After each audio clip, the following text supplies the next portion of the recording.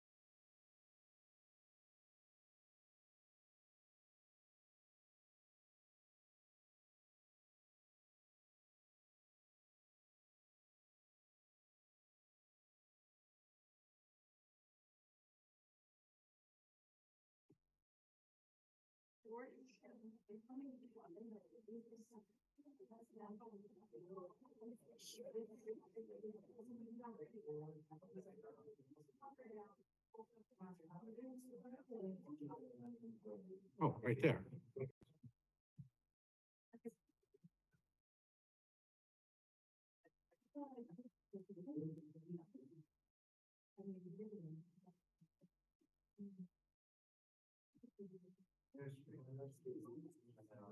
Ah, right there.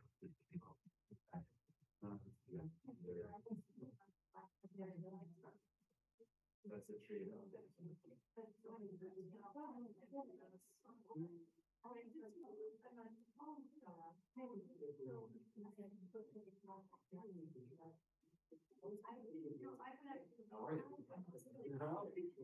Frank's back there. Okay, good idea. I'm coming up to you, Kim. So maybe you came in and didn't see him back. No, I'm gonna leave them up, so I tucked it over in. Oh, Why are they making you sit in the back, Mike? Of course, it's not planning board. I gotta go up. Are you doing the telecommunications thing? Oh, yeah.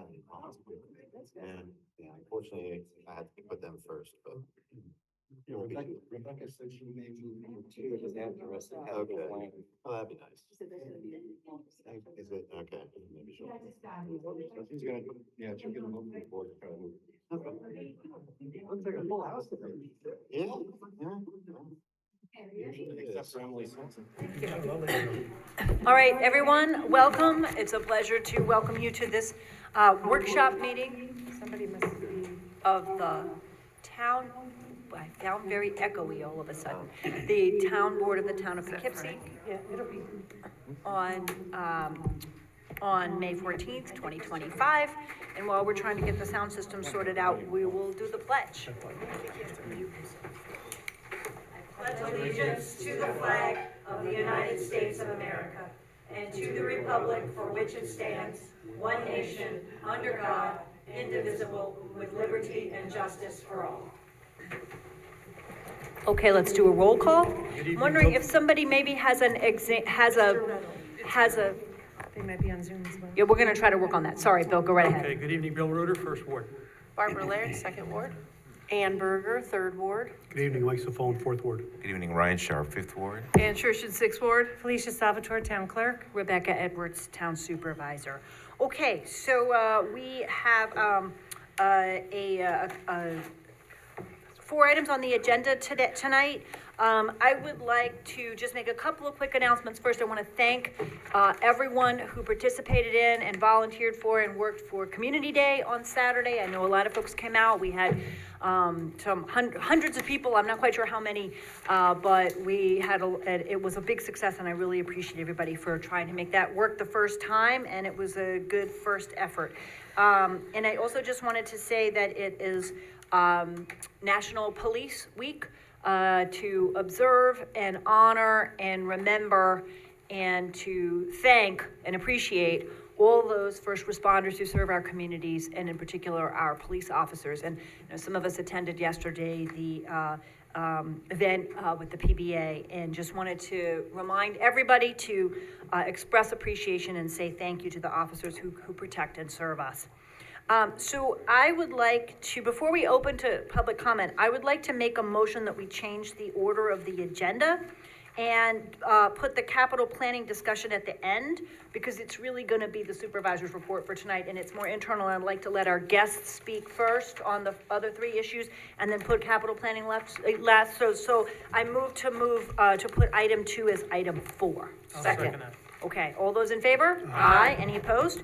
Okay, then the first thing we'll do next is to suspend the rules for anyone who may want to speak for 3 minutes on any item that is on our agenda tonight. So moved. Second. All those in favor? Aye. Any opposed? All right, then the floor is open. Is there anyone in the room first who would like to speak to any items that are on the agenda tonight? Any members of the public? Yes, come forward, welcome. Thanks for joining us. Thank you.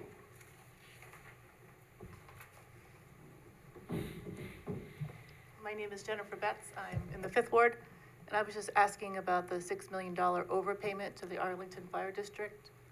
That's not on our agenda tonight. That's for discussion in executive session. Okay. So if we do come back and have a public conversation about that later, we can have a public conversation, but we're starting with executive session, so it's not actually on the agenda. Okay. Okay? Thanks. She can bring that up afterwards at any comment, right? Correct. Yes. Yeah, she Okay. wants to, okay. All right, is there anyone else who wanted to speak? Doreen, I think, has her hand up. Yep, I was just checking around in the room first. Okay, then online, Doreen? Okay, thank you. I see that for agenda item 2, it had said that documents were to follow on Monday, and I don't see those documents posted. Yep, we were not able to circulate them till today. I think they're gonna be posted after the meeting as a so this is a preliminary conversation, and we'll just keep going from there. As a workshop meeting, we're just trying to pull these numbers together. I'm gonna speak to that a little later. Okay, thank you. Thank you. Anyone else? Okay, then, I move that we return to regular session. Second. All those in favor? Aye. Any opposed? Okay, then we begin with a discussion of a proposed wireless telecommunications facility law. Director Welty.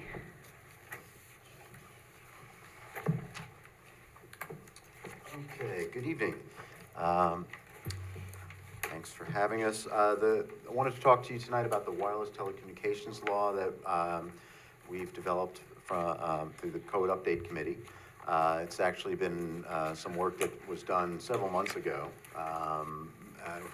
We'd actually finished the bulk of that work back towards the end of 2023, but that was not at that time, it was just not an opportune time to introduce it to the board, and we took it kind of off the table for a while and worked on some other things. But we did want to bring it back, and so you have a draft in your packet. The local law is basically intended to look at telecommunications facilities like cell towers, wireless facilities like that. We, as a community, are a little bit unusual in the sense that we don't have anything on the books really right now for telecommunications. Most communities that I've worked with around New York State in the 90s, late 90s, developed some regulations around cell phone towers and things like that. That was a big concern when they first were starting to sprout up. And we never had anything for those. And we've managed actually pretty well, to be quite honest with you. I think primarily because we have, a planning board and we have staff. We've used seeker and other mechanisms to basically get pretty good products when we've had applicants come in to have cell towers around the town. However, the landscape for cellular technology, wireless, is getting more complicated and changing. And we anticipate that in the coming years, we're going to see quite a number of additional proposals for wireless facilities. Fewer of the large towers that we currently have around the town, although we still will see some of those. But smaller facilities that will be, more spread out across the community. And we thought really it's time for us to get ahead of this and have some regulations in place. And so we have some that have been drafted. What I wanted to do tonight is I have the folks who helped me work on this on the Zoom. So we have Anthony Lepore and Susan Raybold from Cityscape Consultants. Cityscape is a firm that the planning board and the zoning board has used over the last 2 or 3 years now when we have applications before those boards for cellular facilities, right? They help us with the technical review of those facilities, things that, are not common to a planner or a, zoning official or something like that. So they helped us work on some of the technical details related to this local law that we drafted. And also on the Zoom with us are Lisa Cobb, who's our planning and zoning attorney, and Michelle Grieg, who's our planning consultant on most of the code work that we've been doing over the last few years.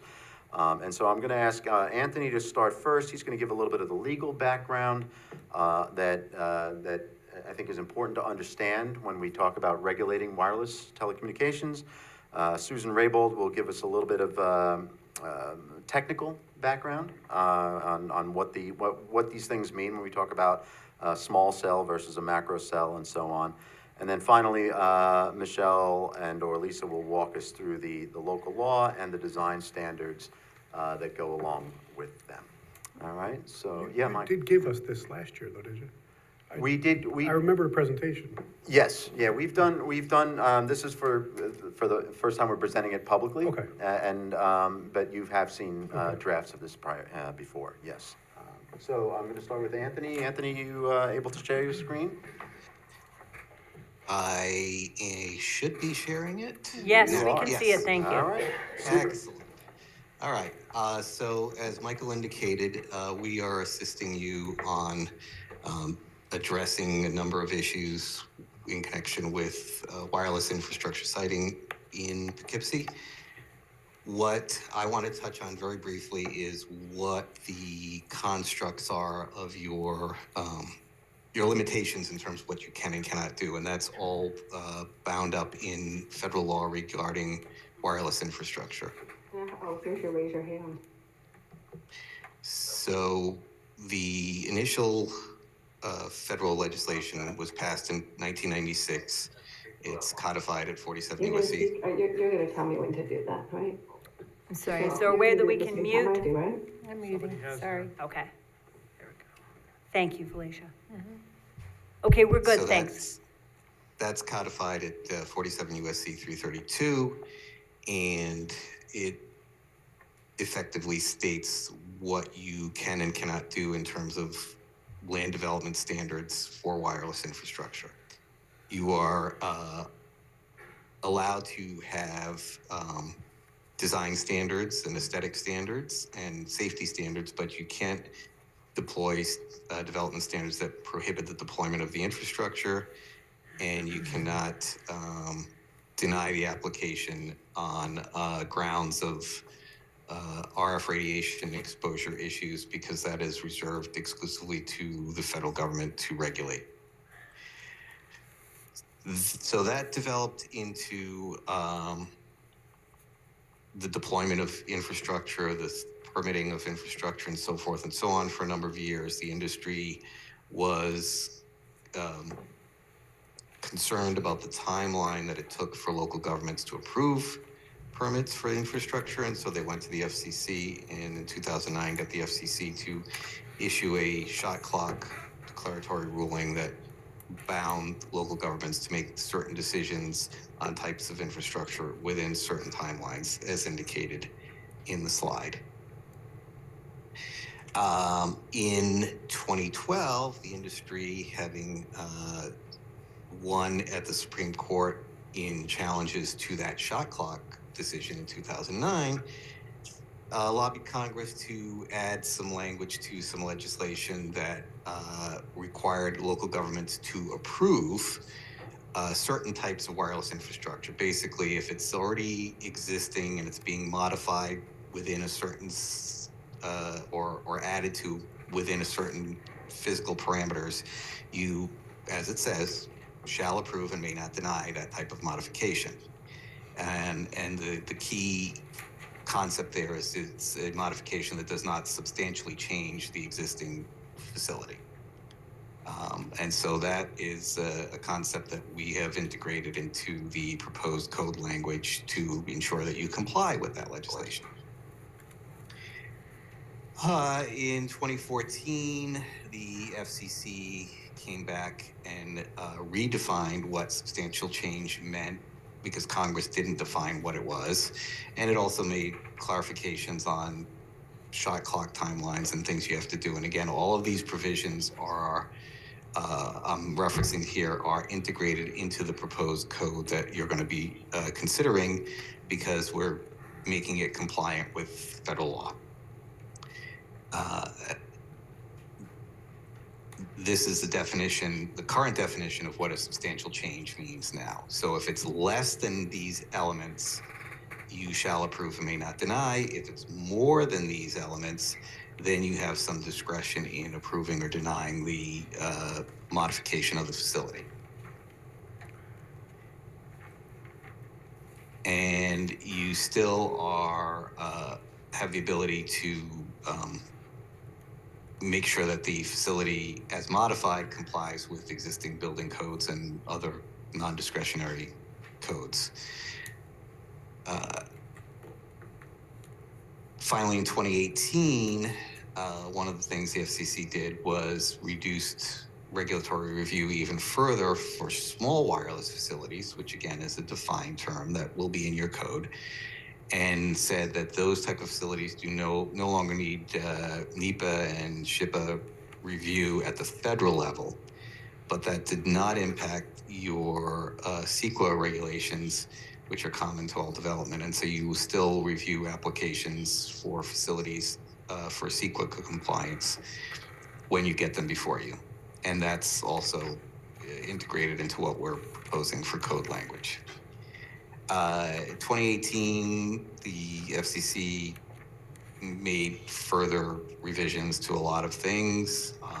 Just know that they're integrated into what you've got before you. It reaffirmed your right as a local government to regulate on aesthetic and safety concerns. What it did take away was the presumption or the need, the requirement to show a need for a facility, which existed for large-scale wireless development, no longer a necessity for a small wireless facility. It's effectively presumed needed if the applicant is proposing it. And then lastly, on state level, wireless infrastructure has been deemed to be a utility under New York law pursuant to the Cellular Telephone versus Rosenberg case. And therefore, when you're considering an application that is seeking a variance, there's a different standard that you have to consider for the variance that's different than other types of variance for other types of developments. So those are sort of the constructs that you are bound by in regulating wireless infrastructure in your community. With that, I am going to turn it over to Susan to talk a little bit about such infrastructure and what it all means.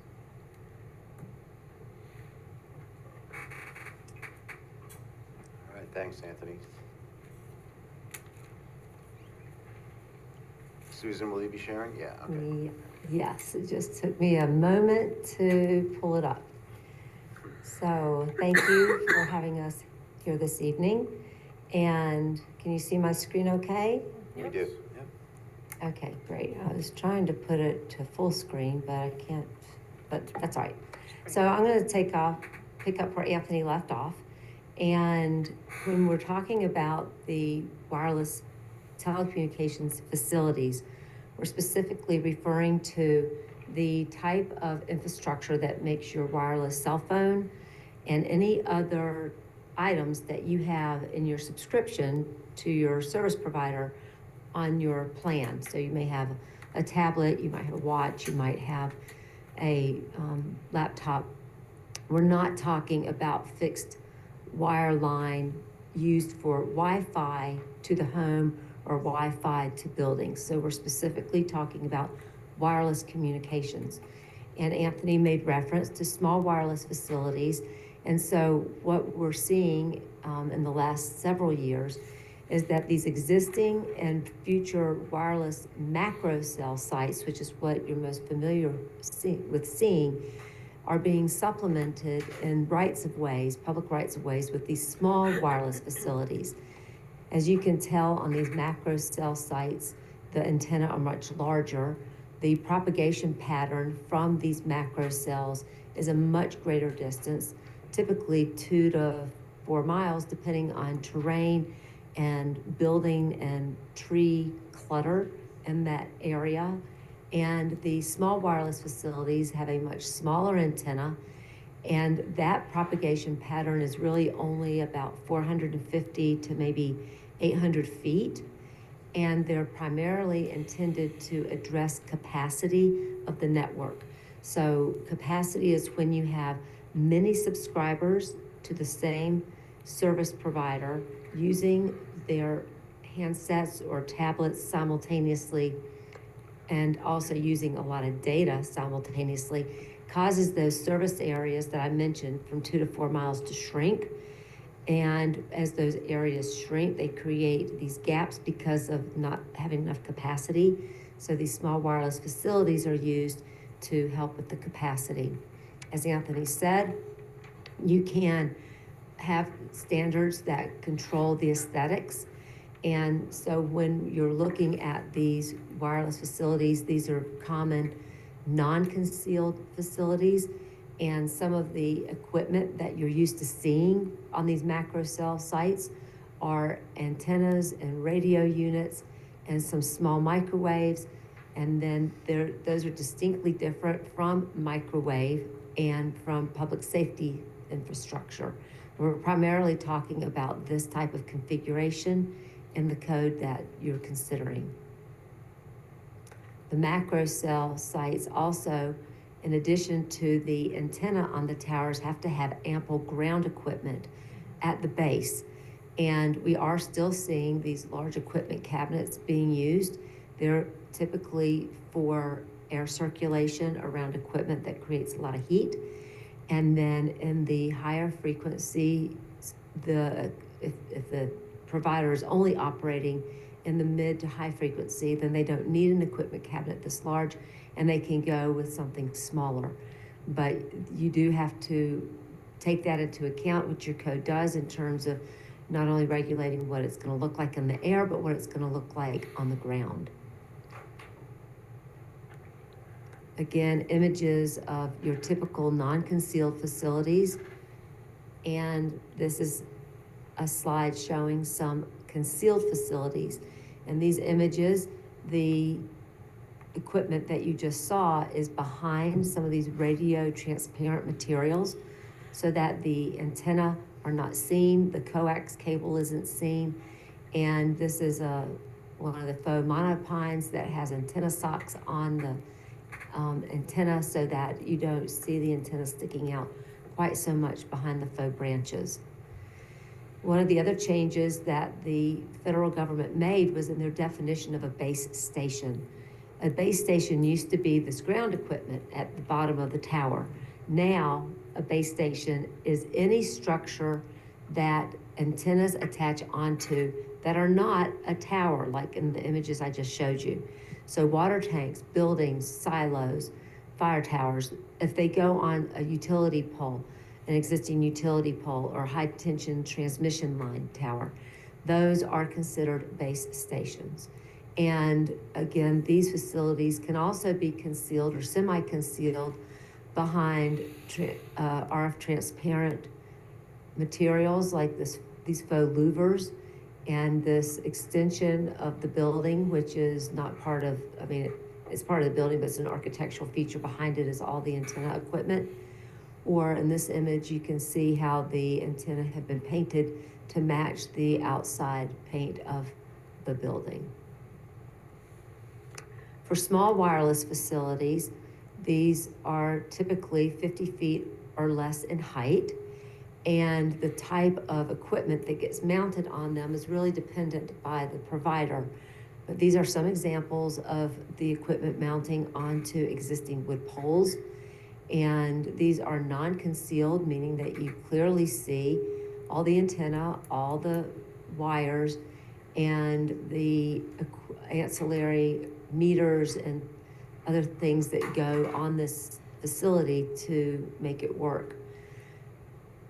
The small wireless facilities, as Anthony mentioned, are generally permitted by right, provided they don't exceed the definition of the small wireless facility. And what your code attempts to do is create more of a design standard, which you'll hear about shortly. But again, different antennas depending on the type of, or the specific service provider. And we're also trying to provide some spacing, because if you don't, some spacing standards, because if you don't, you'll see them crop up side by side or very close to each other in the same right-of-way. So most of these small wireless facilities, unlike the macro cells, are not typically co-located. Those macro cells that I showed you had multiple service providers on the same tower. With the small wireless facilities, the AT&Ts, the Verizons, the T-Mobiles, they all have typically wanted their own site. And so we're seeing them crop up in pairs or threesies in the same geographic area on the right-of-way. And the equipment that I showed you previously on the tower, on this slide, can either be mounted on the tower or it can be on the ground next to the tower, so the utility poles. So these have the equipment, ancillary equipment mounted above pedestrian level, and then this one is mounted on the ground next to the tower. But just to give you some perspective of the size of equipment that might be going in the right-of-way, you can see me here next to this ground equipment. And then this ground equipment, if it's not mounted above pedestrian right-of-way, and if it's mounted lower, this is Elizabeth, you can sort of see the scale and size of that equipment on the tower. We've also seen different shapes of ground equipment. One provider has sort of a rectangular shape, another one has sort of a boxy shape. These sites can also be concealed, and these are examples of some small wireless facilities where all the antenna are surrounded by a shroud at the top, and all of the cables are inside of this pole. Some of the previous slides I showed you, they were using existing poles. These are new poles or replacement poles in the right-of-way. And if I zoom in a little bit more, you can actually see a little window here. The meter is actually inside this pole as well. And then the only real equipment you see at the bottom are these handhold spots for the fiber to go to the facility. But there are lots of design options that you can consider when you're looking at these concealed sites.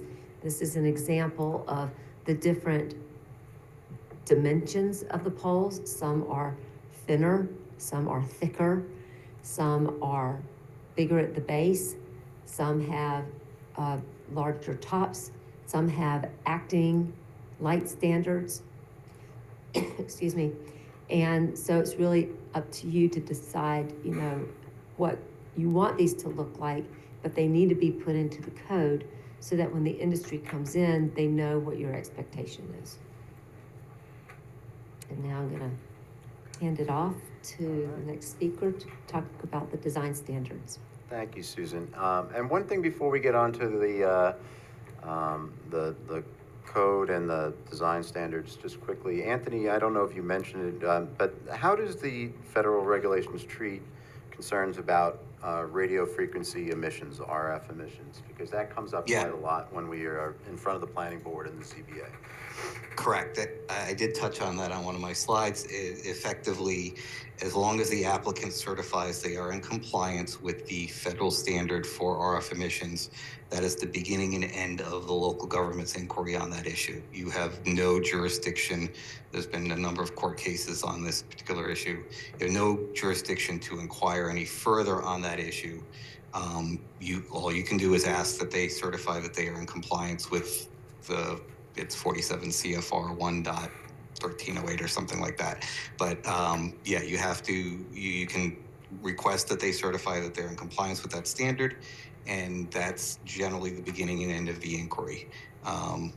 You're not allowed to go any further into that because RF regulation is exclusively reserved for federal jurisdiction. Okay, thank you for clearing that up. Michelle, sorry, go ahead. Yes. Good evening, everyone. Are you able to see the screen all Yep. right? Yes, we can. Okay, good. As Anthony has discussed, the federal government has preempted local control of this particular land use, the wireless telecommunications facilities, with the exception of aesthetics and to some extent public safety. I'm going to summarize how these aspects of regulating wireless telecommunications facilities have been incorporated into the draft local law and the design standards. Just a reminder that the proposal actually includes two separate documents. One is the local law, and the other second one is the design standards for small wireless facilities. We sent you the design standards previously, but did not resend them last week. So I just wanted to remind you that there are actually two documents to review. First of all, let's see if I can make this work. Sorry, whoops. I want to use my cursor, so I'm not going to go to full screen, sorry. First of all, in terms of required approvals, all wireless telecommunications facilities, both the macro facilities and the small cell facilities, they would all require a wireless telecommunications permit from the town planning department. And I like this graphic because it shows you different ways that the small cell can be installed, and in a lamppost, on a roof of a building, on the side of a building, on an arena, and so on. So they would all require a wireless telecommunications permit from the planning department. In addition, the macro facilities would also require special use permit and site plan approval from the planning board with a mandatory public hearing. Since a special use permit is involved, there's a state requirement for a public hearing. The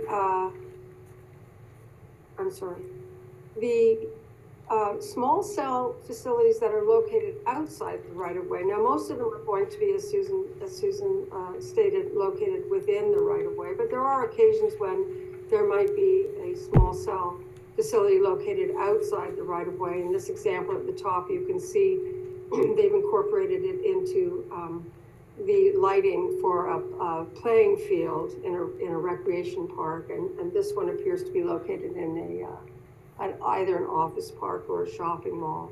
Instances like this, the facility would require site plan approval from the planning board, and a public hearing would be optional. The fourth example are what Anthony was referring to, which is known as the eligible facilities request. It's a request to modify an existing permitted facility, such as co-locating new antennas, new transmission equipment, removing or replacing existing transmission equipment that does not substantially change the physical dimensions of the facility. These requests would require a building permit only. As Anthony stressed, the planning board, the town must approve them, may not deny them. So there would be only a requirement for a building permit in those cases. And there are detailed definitions of what is meant by a modification and what is meant by substantially changing the physical dimensions. We've included detailed definitions of those in the local law. So you can see that the small cell facilities that are located within the right-of-way would only require review by the planning department, not by the planning board. We anticipate that the town may see quite a number of applications for those as they are starting to, we're starting to see more and more of those. A few general standards: the macro cell facilities would not be permitted in the R20 district unless the property was owned and operated by the town. Otherwise, they would be permitted to be located in any district, subject to the requirements of the wireless law and of the zoning district itself. This is an example on the right of a small cell facility that's located within the right-of-way in a residential neighborhood in the city of Albany.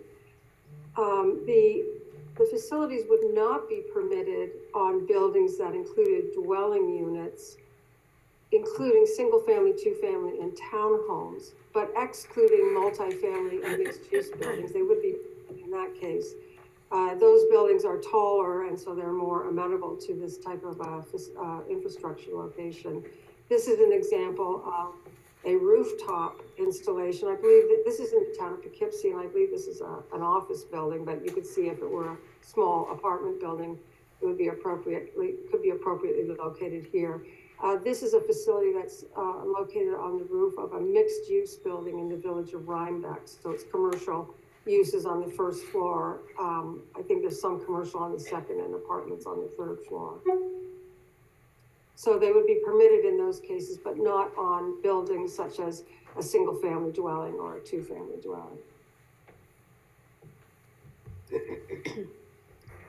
There are some locational priorities included in the zoning law. The top priorities would be to co-locate on existing buildings controlled by the town, either outside the public right-of-way or inside the public right-of-way, co-locating on a site with existing facilities or other tall buildings or structures, or on lands that are owned and controlled by other government corporations. And these are intended to minimize the construction of new towers in the town and the location of these facilities on private property. And if those sites, those priorities could not be met, then the remaining priorities would be on properties in non-residential districts, the commercial districts, and then on properties in residential districts, excluding the R20 for macro cell, where macro cell would not be permitted in the R20 district.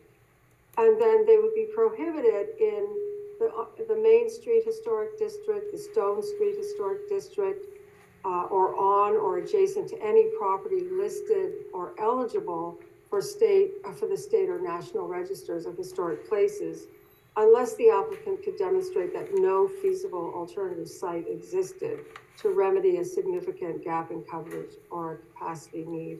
And in those cases, approval would be required from the Historic Preservation Commission, the town's Historic Preservation Commission, before the planning board or the planning department could grant an approval.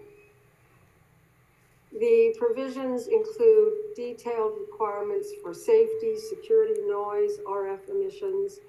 These include things such as fall zones in the case of structural failure of a tower, fencing, as you see in this example, to prevent unauthorized access, ensuring that the facilities are designed to withstand the effects of wind and ice, and ensuring that the radio frequency emissions of the facility by itself and in conjunction with other facilities that it might be co-located with do not exceed the FCC standards for RF emissions.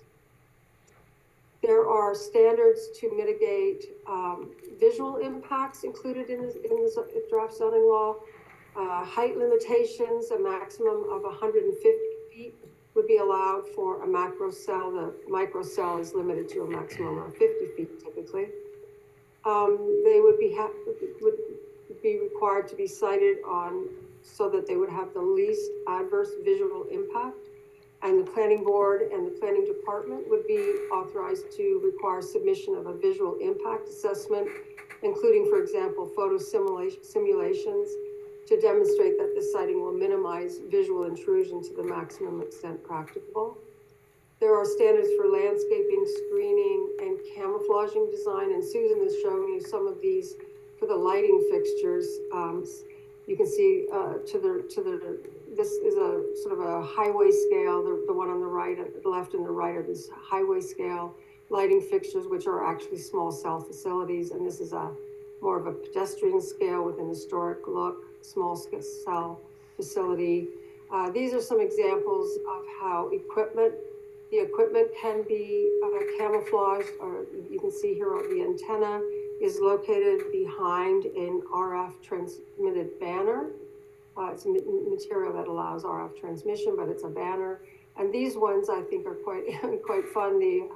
This is a trash container. It looks like a trash container, but it actually has the equipment contained within it. And this is an example of one. It's not showing the open version, but this is an example of one that appears to be a planter box, but actually contains the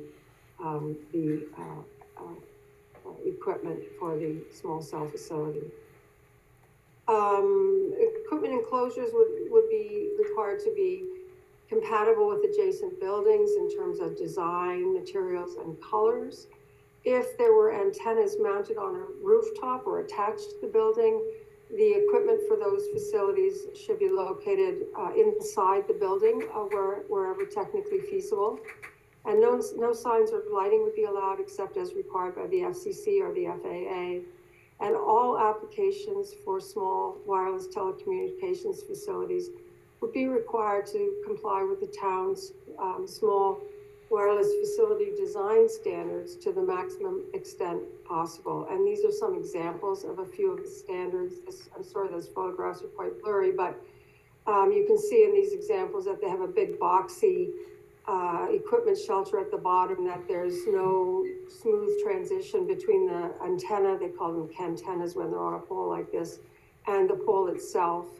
And this example, there are a lot of wires and so on that are visible. And so it creates a very cluttered look, as opposed to these more streamlined examples where there's a smooth transition between the antenna and the pole, so you can't really even tell that it is a wireless facility. The equipment is contained within a round and more compact box at the bottom, and here you can see that there's a smooth transition between the antenna at the top and the pole itself. The design standards also include siting standards. So an ideal location, for example, for a small wireless facility would be in the amenity zone of the right-of-way. This is the sidewalk here. This is the tree lawn with the street trees. There are often lighting fixtures in this location, and as long as the antenna is above the tree line, this would be a good location. It helps the facilities to blend in with the landscape. If a facility is located in a residential area, it's preferred that they be located on the property line so that they do not block views of the building or from the building. And similarly, in a commercial district, if they are located on the property line, they're not going to block views of the shop fronts or any signage that might be on the building. And last of all, there are siting standards for safety. So these facilities, the small scale facilities, should not be located within the site triangle at intersections or within 5 feet of a driveway. So we don't want the facilities to be located in front of the residences, and obviously not in front of the driveway. If they're on the property line, they should ideally be located, maybe have to be adjusted a little bit if it can't be exactly on the property line, but they should be a minimum of 5 feet from the driveway to allow cars to enter and exit without issues. So that is everything that I have. Okay. Thank you, Michelle. Yeah, so again, summary of the local law, the design standards, some background on the legal and technical aspects of this technology, Essentially, we're ready to introduce the local law to the board at an upcoming meeting, but we wanted to just give you a chance, if you had any questions now before we get to that formal part of the process, we're happy to answer them. So. Are there questions? I just had a quick question for Anthony. Mhm. This is Barbara Laird. I understand the shot clock reference to basketball, but I don't understand how it relates what to it means. the law. When an applicant submits an application, and the FCC has defined when it is considered submitted to the municipality, when you get it, the clock starts ticking for you to make a decision. And it depends on the type of infrastructure, how long you have. Okay. There is a way to stop the clock in certain instances if the application is incomplete, but you have a certain timeline that you have to notify the applicant it's incomplete, and then when they respond and make it complete, the clock starts again or restarts again. Each type of infrastructure has a different clock. Okay.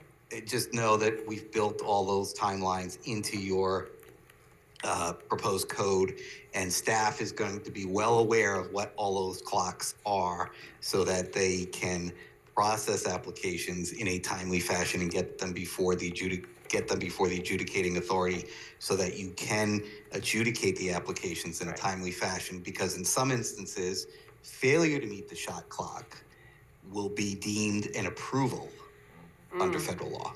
Okay. So we will also have to revisit some of our internal processes downstairs in terms of making sure that these applications get a look at a little bit more quickly. Right. Well, that makes sense, because the technology's moving so fast. If you don't approve it with enough time, it might be a different whole antenna, a different whole 5G, 6G. All right, thank you. Anything Mike, else? I've seen it before, and it's very comprehensive, 20-page. Yeah, it is. So It's a little long. I applaud you and everyone for that. Just a bit on the RF. So if an entity or an individual was found to be in compliance, right? Yeah. So the town obligation ends there. But if another individual or entity wants to take it further, then they're gonna have to go to FCC on their own. They could still do it, but the governing body is the federal government, not. The regulations are set by the federal government. Our limit is that we can make sure to get documentation that what they're providing is within those limits, but that's it. But, right, if they wanna go further, they're on their own and they can still. Well, they can't go further, They actually. can't. Yeah. Okay, so it ends with the Right. analysis at the town. They can go to the FCC. Anthony, maybe? Yes, Can that they? is correct. Oh, okay. I've never If seen that if before. an individual had a demonstrable evidence that the RF emissions from a particular facility were exceeding the federal limits, there is a complaint procedure available with the Federal Communications Commission Enforcement Bureau that you can pursue that complaint with the FCC. They are the adjudicating authority on that issue. I misunderstood That's the question. yeah, that's a high hurdle, I guess, but they'd have to show due cause to put the complaint in and Yes. then go forward, right, okay. Thank you. Good job. So I had a couple quick questions. A lot of this does reflect the federal standards. What happens if those standards change? Again, when we integrate into our town code something from another level, whether it's state or federal, what's our mechanism if there are changes? Yeah, in this case, right, oftentimes we try not to get in that level of the weeds, but we did here. We would make amendments as needed. Usually we have some advance notice of those changes coming. They don't just pop up on us. But if that were necessary, we would make refinements to the code as we do in other instances. Yeah. And in the limitation that was specified to the R20 zoning area, can you talk maybe a little bit more about why R20? Yeah, In it's particular? it's the densest part of the town in terms of a lot of single-family homes close together on smaller lots. We thought for the cell towers in particular, because that's what we're talking about, that was probably not the right location. Okay, good. All right, any other questions? I was just gonna say, I did ask about the RF. I attended this presentation with the folks a couple of months ago, right? Yep. We all signed we in. talked, yep. So thank you guys for doing this again. And my question at the time was about the RF radiation as well. And, we've being on this board for a few years, we've had some iterations of this code and then other public people speaking out about it. And, you know, it is an issue. I mean, there is health risks associated with R-radiation. We just, you know, our hands are a bit tied, and, you know, no surprise the federal government says we can't do anything about it. Well, isn't that nice? So ultimately, people can, like to Bill's point, take it further, go to the FCC, fight, you know, issues per se. I know as a town, we're kind of like locked into doing this, so, you know, it is what it is. I guess, you know, we'll just have to. And there's certainly nothing that would prevent anyone from, you know, trying to convince the FCC to revisit those or. Yeah, change yeah, I those, mean, right? it's a I shame mean, that- there is a method, a process for that. Yeah. But it's not here. Yes, Right. yes, I know, it's, because there should be more control in the municipality or the state, even at the state level, you know, but again, you know, money talks, so Verizon's gotta have them towers.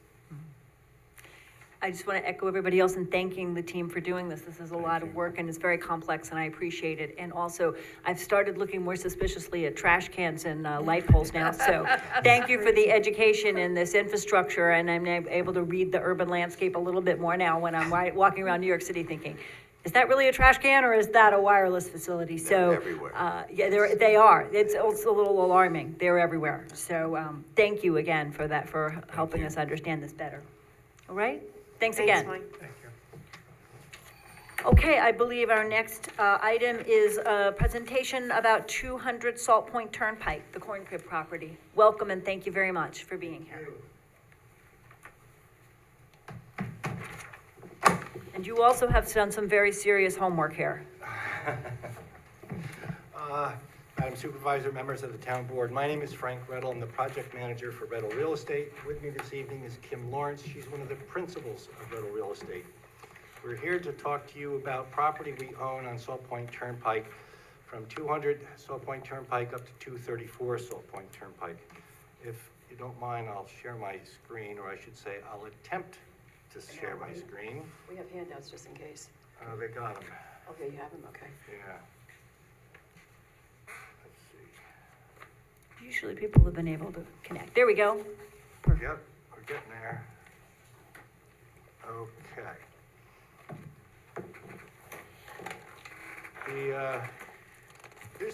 This shows you the property, is it coming up? Not yet. Oh, I wonder why. We're looking at your, You gotta open it. you gotta open the file. Oh, thought I did. Or maybe not on the right. Let's see. Let's close this. I see we both took Electronics 101 together. I think I was in that class too. I'm opening it up, but it's not coming up on the screen. My generation's not very computer literate. Just open it. Michael, do you know what? Can I Yeah, please. just stop the share for 1 minute? All right. Share screen. This is the one you're looking Yep. for? This tiny insert mouth. Let's just get that out of Oh, there it is. there. There it is. Good. Okay. In the packet I gave you was a map that shows you the property way it is right now. Right now, the old corn crib is on the property here. It's two tax parcels.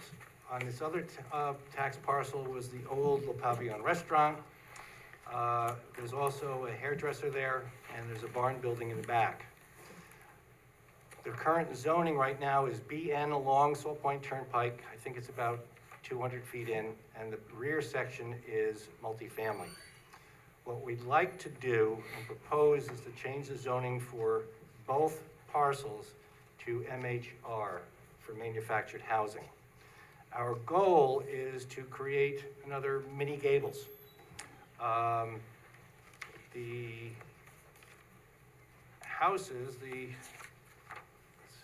floor plans are really quite nice. They're two bedroom, 2 bath, it's got a flex area, it's going to have a 1-car garage attached to it. The homes themselves look really nice. These are renderings of what the homes look like. And this is the backyard.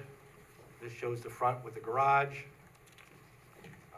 Another backyard with some lighting. They're really quite nice. Over at the gables, they're double wides. These would be single wides, and we're proposing that because it'll be a great price point for first-time home buyers or seniors living on fixed incomes. These would probably sell for maybe $250,000 to $270,000, something like that, $250,000 to $270,000. We're still working on it. Yeah. We're getting pricing, but the tariffs are affecting us. Right now, no one wants to give me any prices. And when we build the gables, the concrete prices and stuff were extremely high. We're hoping that everything settles out Yep. and we can fine tune that a little bit better. Yep. But that's what we're coming at right now. Yep, and this shows you what the site plan would look like. All access would be off of North Grand Avenue. This is Salt Point here. We intend, and this be a planning board issue if you guys favorably look upon our zoning change. A lot of landscaping along North Grand, heavy landscaping along Salt Point, and also along the back section over here. We really want to do a nice job because you have to keep in mind Herbie lives across the street, so we'll be looking at this. Right. Well, and we're gonna do a clubhouse again like we have at the Gables, because Yep. that's very popular, and a playground for children. Yep. The hairdresser would be gone, the barn building would be gone, but we're going to keep the red brick building and convert that into the clubhouse. It's a nice looking building. That would be the clubhouse, and as Kim stated, there's going to be a playground attached to it. Right. There'll be a walking trail throughout the property as well. We think it'll be a real nice project, but in order to do so, we need to change the zoning to MHR. Frank, you said the primary entrance would be off Salt Point? No, North Grand. North Grand gets so much traffic on there already. I don't know if we'd get access on Salt Point Turnpike. That may be a problem. What about both? You probably know better, this is your ward, so Yeah, you know better than I do. well, I know. I've traveled North Grand quite a bit, and I Well- really don't see a lot of traffic unless it's during rush hour in the morning and afternoon. Well, I I was know. over there twice today, and I was the only one on the road, so you know better, this is your ward. Yeah, we had a lot of issues with another project going in with traffic we took off of North Grand for that reason. So I guess that is a planning board issue, but if you Yeah, could we can look look at at- it we can ahead of look at that, time and definitely. before you do your final configuration, if you could find a way to get them off Ennis, that'd be a lot easier for you to process. All right, yeah, that's definitely Because something we have to look at. I could assure you a bunch of residents will come out if you're coming on North Grand as a primary. Okay, all right, thanks for the comment, Mark, we'll look at that. Does anybody else have any But questions? this is or- also the very end of North Grand. I mean, doesn't North Grand dead end into Salt Point? But if you Yeah, it live does. there, but if you live there, you're still gonna travel North Grand quite a bit. It is on the other end, but It is on the other end. people are gonna go to the supermarket through North Grand and, you know. I don't know, I always tend to do Salt Point, so. So the picture of Corn Crib, is that all the greenhouses that I see? Yes, it is. Gotcha. Yep. So no more flowers for me, is that it? Yeah, It's all good. no, he would be leaving and relocating. Gotcha. So there were a lot of questions here. Obviously, there'll be planning board questions. This will be like the Gables, there'll be a lot fee? Yes, there'll be And lot- there'll be other fees. People are joining a community, and so they're purchasing the, They'll own the home, we own the the home, land, so they'll pay right. a lot fee, and then the taxes for each taxes. particular lot. We haven't got enough information to talk to Jennifer Mund on what estimated taxes would be. do you have a sense of what fees would be and lot fees would look like? They'd be less than the Gables, probably threes. I'm not positive. It all depends on the infrastructure and the cost of the houses. We have to sort of work our way around that. But it's not gonna be as much as the Gables, because they're smaller homes and smaller lots. Okay. And we won't have a pool there. Mhm. But it will be affordable housing. I'm hoping we can, that hits a niche in the area, because there's no place for people to live unless they want to live in a $400,000, $500,000 home. And with the 2 bedrooms and a flex space, it would be possible to make this into a 3-bedroom for a young family. If they want to, or they could keep this space as a garage. It's whatever they want to do. Correct. Some people want the garage, even at the Gables. Some people don't want the garage. They're fine without it. Yeah, So it's up to them. That there whole other- area is really Yeah. residential now anyways. The BN, nothing really lasts very well there. K&D Deli, we had a couple of people in the K&D Deli section, it just don't last. It's, the whole area is really residential now. And there are other, there's Crystal Glen and others that are right nearby that are also. Correct. Crystal Glen's there, and also, it Grand used to be Point. Grand Point, I don't know what it's called now, but you're right. Yeah. Grand Point and, yeah, there's several nearby, so this is adding to that residential, Correct, correct. multifamily residential Yeah, area. the anticipated count would be 51 homes. Although you said it was, really nice for senior living, it's not an age requirement to move in. No, it's not. It's anyway. First-time home buyers could go there. People, empty nesters, and they want to downsize to something affordable, they're more than welcome, but there's no age requirement or restriction. And these are set up on the dimensions of a single wide, but it's not a trailer, it's an Correct, it's actual on a home. foundation. It's on a foundation, but it is a mobile home. Oh, They it come is in a on- mobile. They come in on wheels. Oh, okay. And we that's- put them on a And we put foundation. them on the foundation. It's a conventional foundation. That's why they give the conventional mortgage, the way we build the homes. Okay. And with the leases. Otherwise, the mortgages the rates are Yeah, ridiculous. and we would do the same thing as the Gables 99-year leases, because then they can get mortgages if they need to. Okay, understood, thank you. We were in conversation with Assemblymember Dee Barrett's office and with RUPCO about the possibility of being able to produce some panelized housing Yes. components locally, because they're one of the most incredibly expensive pieces, so it's possible that the garage or some piece of this might be, that might be a possible project to explore with them, so. That's correct. The garage I'm in would be touch with great. I'm in touch with RUPCO if that's of interest, Yeah. given, Yes. that we're obviously looking to produce things domestically and locally where we can, so Yes. create those jobs, so that's a Right. possibility. All right, any other questions, everybody? Yeah, so, the allowance for parking, I'm sorry? the allowance for parking, You'll be able to get 2 cars. One car cars would in go in there. the garage, one car could be in the driveway. okay. And we did put some guest parking in the back, I believe. There There's is some guest So parking. it's about yes. 100, so the impact would be about 100 cars, basically. Maximum, at the yeah. maximum, right. Yeah. So it doesn't look like one of the things, I don't know if it would be unreasonable to consider entrance and egress for both Salt Point and North Grand, but the way the project layout is, it doesn't look like that would lend to that very easily. Right. It's If you were to difficult 'cause- keep it in that, dimension. Yeah. And to make sense to do this project, we have to get a certain amount of homes on the property, so Right. that, So if you were- financially, But so if you're to turn it, you're not gonna get the same amount of units. right. Correct. Right, I got you. Okay, So- that's it, thank you. Right, so the only question before the board will be about changing the zoning, and then if we do so, then this project will go to the planning board for a lot of other questions around traffic They'll look at and traffic, landscaping, landscaping, lighting. number of units, a range of other things about the site. So then the planning board would take it from there. Yeah, we'll deal with So- Mike Welty and his staff on that, right? Right. What's the square footage? Each house is gonna be between 800 and 1,200. That's another thing I don't have down pat. They can go to 70 feet long if people Okay. want them. We're still working, I'm trying to keep it as affordable as I can. Sure. But I don't want it to look crappy inside. Right, So we're right. doing, just like we do at the Gables, we're sheetrocking the inside, we're sheetrocking the inside of the closets. We're doing real flooring. So that's gonna add to the cost, but I think that if people wanna buy a house, they wanna buy a nice Right. house. It's a good option. Yeah. And I take it they come in more colors too than they just show here, so. Yes, you can buy. Yeah, we're gonna offer different colors, Yes. right? You could, so it's not gonna be all one color, it's No. gonna be Correct. We wouldn't want like a that. neighborhood, Yeah, it's gotta It look, looks too cookie cutter then. Yeah. yeah. and it'd be nice too if some people do garages, some people do the sunroom or the extra room too, because that'll add a little flavor to the development also. Well, I've never heard a complaint from anybody in the Gables, so they seem very happy there. Yeah, so. the people really like it there. Oh, yeah.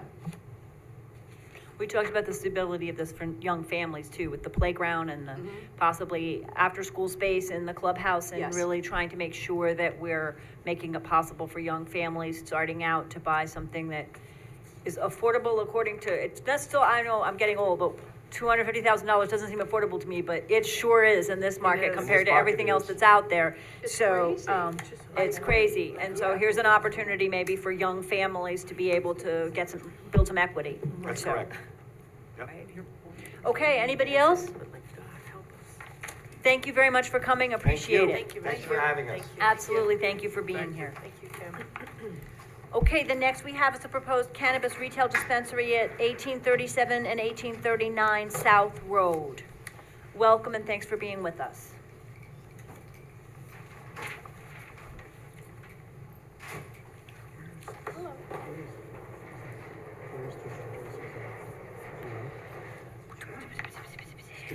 Yes.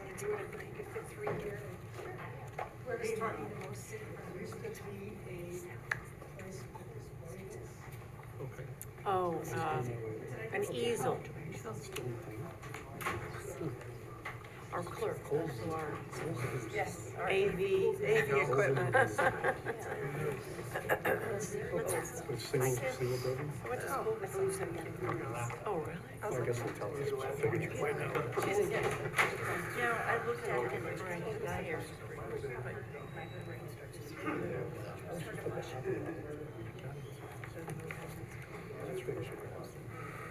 Condos.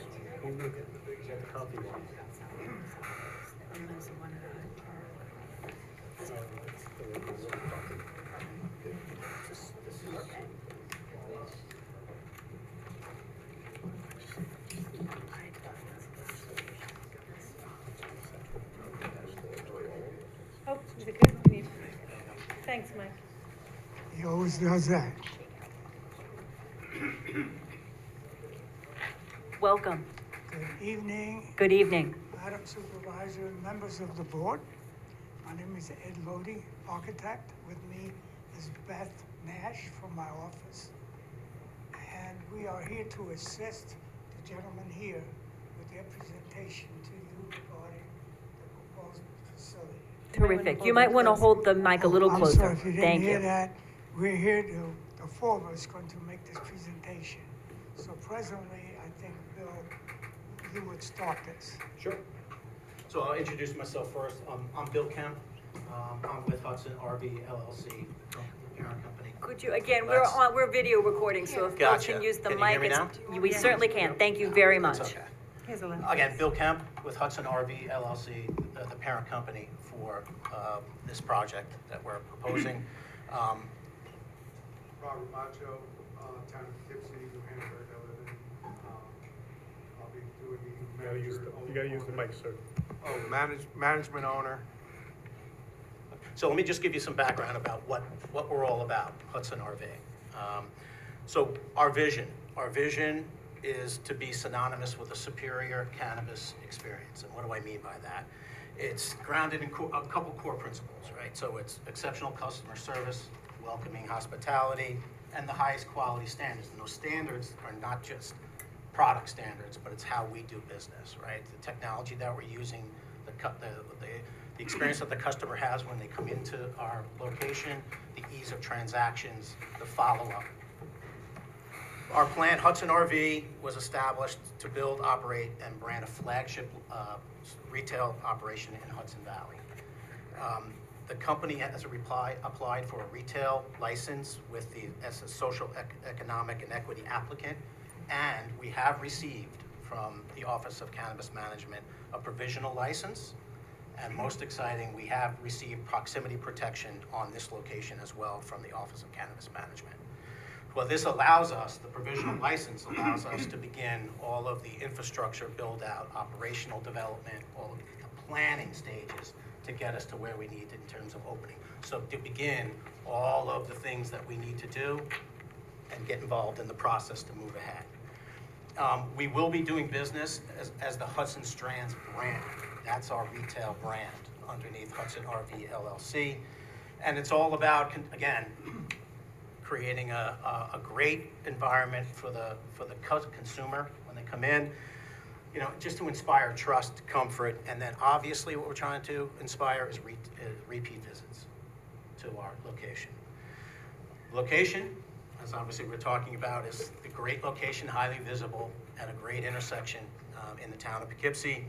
It's prime storefront, and it's a high volume of consumers in the area, and, you know, exciting that the town of Poughkeepsie has impressive demographic numbers. If you look at cannabis consumption, not only in the state of New York, but across the United States, and New York is very similar. You know, some key demographics, basically 50% of the 21 to 45 demographic, that's in the town. And not only that, one of the highest growing demographics is 55 plus in terms of cannabis consumption. That's definitely a demographic, A, that resides in the town, but B, that's gonna be a focus for us, because we're trying to drive traffic of sophisticated, discerning customers into our location. You do realize there's one right up the street from this, right? Called Route 9?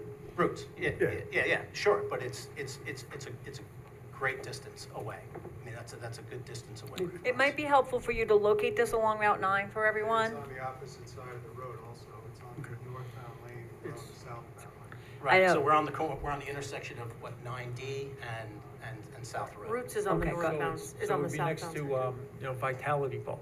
Yes. Yes. Right. Okay. Our management team experienced. I come from a cannabis management background, of course, just in terms of overall operations. And then Rob, obviously, has been here for 40 years in the construction, residential, commercial. We're also we're working with a very experienced consultant to help walk us through the process, which has a lot of pieces to it. Who's got deep cannabis experience, has helped open 50 retail locations, and we are pursuing a number of different candidates initially right now who all have cannabis experience across the management team that we need in order to drive the best operations and deliver what we need to deliver for the consumer. What we think for Hudson Strands, some key differentiators, and what else would drive success for a couple things. So obviously a smartly curated product line. The whole notion of New York, everything is New York driven. And we are in a great fertile area. There's over 100 cultivators in a short radius from us. So we're gonna be able to really pick and choose who our partners are gonna be to bring in what we feel is the highest quality product lines, which the consumer, quite frankly, will dictate what sells and what won't sell. We're going to do quite a bit of research in order to what the product line is going to be. But we're in a great area to really create some great partnerships. Obviously, a strategically located location. It's fantastic. It's all about the consumer when he or she comes into the office space, who our staff is going to be, how they feel, how the transaction goes, the follow-up. That's what it's all about, the consumer experience for us. We're going to do a fully integrated marketing and branding campaign, multi-layered, because like I just said, we have multiple demographics that we want to choose. And I'm a big believer in local media, right? It's not just social, it's not just digital. I want to be offline as well to approach local media. Our technology, we've already done a partnership with a software inventory management company. We think it's state-of-the-art. Everything front forward in terms of digital website, ordering, all that stuff aligns beautifully into the back end of this software application. So it's a seamless marriage. So all the inventory management, but also purchasing from the consumer will be fantastic. The staff, we're only going to hire knowledgeable staff that meet certain criteria, obviously in terms of friendliness, attention to customer service. Like I said, aligned partnerships, there's quite a bit of activity. There's an explosion in terms of the universe of cannabis and cannabis companies. We're in a position that we want to align ourselves where it's mutually beneficial engagements, and of course, community engagement. I mean, we want to get involved with the community. We want to join business. We're going to join the business groups. How can we be a model business in the town of Poughkeepsie? That is what our goal is, and I think that's what's going to differentiate us from the competitors that are in the area. But I think we're both very confident that Hudson Strands is going to be a standard in the cannabis retail industry. And we truly believe that we're going to be able to contribute positively in the community.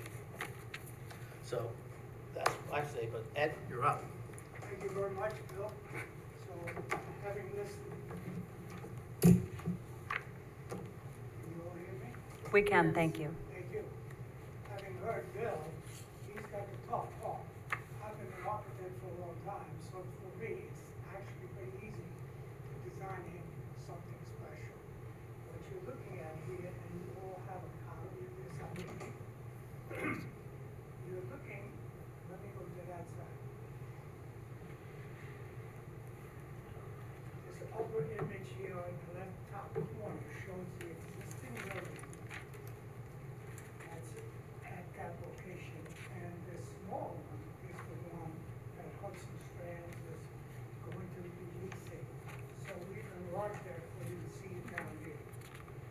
This design actually was a combination of the owner who insisted to make it blend in with this existing main building and our design work. And frankly, I think it does a good job of blending in with the existing building. So that's mainly what you're looking at. That's what your customers and anybody that comes into this area will be seeing. Now, obviously, you need to do the interiors. That work is in progress right now. And then besides that, I think I won't have much trouble persuading the owners here, the tenants. We would like to do a landscaping job here. So with Joy and I, as one comes into this parking lot, no matter what purpose they're coming in here for, they would draw their eye to this building because we just want to make it look good. It might help them with their business, but to me, it's just portable. We try to do an excellent design job for them. And other than that, I think that explains architecturally what we're doing here. This site plan has been reviewed and approved by the planning board, and has also been reviewed and approved by the zoning board of the town. What we show here is 14 cars that, if you do the straight numbers, are the required number of spaces for that building right there. So we feel we've met all the requirements that are needed for this site. Now, if you have any other questions, I think we're all going to answer whether it's business or design or architectural. Thank you. So is this, Sir, you said 14 cars? Because I counted 38 spots with Well, 4 I'm talking handicap. about where you see the actual. You see the actual cars, Yeah, there are many more spots there, sir. but there's more other spots without cars. Oh, yes. So should be 38 spots, be 38 spots with 4 handicap spots. do those serve nearby businesses or do they serve this business? This, we have an approved site plan with a number of other cars. And for the purpose of this meeting, we have shown the 14 cars that are required for this operation. Oh, I see. Those 14 required, you have 38 They're accessible. actually rendered. You can actually see, we put actual images of cars Yeah. into the spots. It's good, you can almost see what type of cars too. See a couple of Lamborghinis? I see a truck. See a truck? Very good drawings. One truck. Truck. Thank you. Okay. So is this a brand-new building or no? This No. is the Vitality, Existing building. right? Yeah. No, This is on it, the other side of Vital. did it used to be Sir Speedy, right, years ago? Yes. Yeah, it used to be a print shop. Yeah, they printed some things for me. That's correct. No, but- Yeah, So it's where the fashion thing is, yeah. the Vitality Bowls, and then, But it's a building It's a off to the separate- side. There used to be a print shop. It's a building off to the side. right, That's a in between standalone building. Enterprise, Correct. like where you drive, right, and then to the, Yeah. uh-huh, okay. So is this your first cannabis shop or do you have others? It'll be first. It'd be first, okay. You don't have any It's our other? flagship. Okay. I thought you were doing 2 buildings because they look so alike. Pardon? I thought you were doing 2 buildings because they do look so alike. Well, as I explained Yeah. earlier, the purpose of our design was to blend in with the Yeah. white building. Yeah. So I can't take full credit for that because the owner insisted that I put that angle on the roof. It made us have to go into the Oh. zoning board of appeals. we had a setback, we couldn't touch anything for the first 45 feet. The only thing we did was put this false wall in the front of the building, and I don't have to tell you what that meant. Application to the ZBA, review, so and so on, but we did do it, so the owner here had a lot to do with the way this looks. I like it too, but I'm not gonna take full credit. So, are there other questions? I had one. Yes. The growing demographic, 55 plus age range. I'm assuming a lot of that is for medicinal cannabis. Why we're seeing? No, I'm actually talking about recreation. Oh, wow. So if you looked at the demographic breakdown, right now, it's not the largest, clearly. It's a smaller subset of overall cannabis consumption. But if you look at the fastest growing per 55 capita, plus. and there was just an article I sent around to everybody, it was from the Wall Street Journal, talking about that demographic and the consumption of cannabis. So to me, that's something that you need to market to. Yeah. And will you be doing delivery as well as pickup at the site? We haven't, when we open, we're not going to be. Okay. I think that's a discussion for, I think what our plan is to get up, going. Let's see what happens, right? I want to get the business up and going. I want to be able to position of getting information and data. What's the market telling us? Let's get up, let's see what happens. I want to get the product line rolling. I want to get all those things in place. And then we have some information to go by. So that's not the plan right now. And the zoning in the site, remind me, it's highway business? Yes. Yes. Okay, thank you. Is there have other questions? Yeah, so just because of what I see in the drawing and knowing of the building, it's egress and access through Route 9 only. That's accurate? That's it, yes. Right?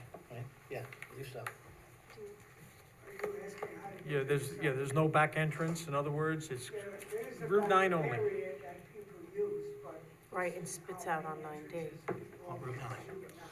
No, but in the back, it goes to 9D. that's correct. Yeah, But there's no way to get to 90. There's no road entrance, or there is?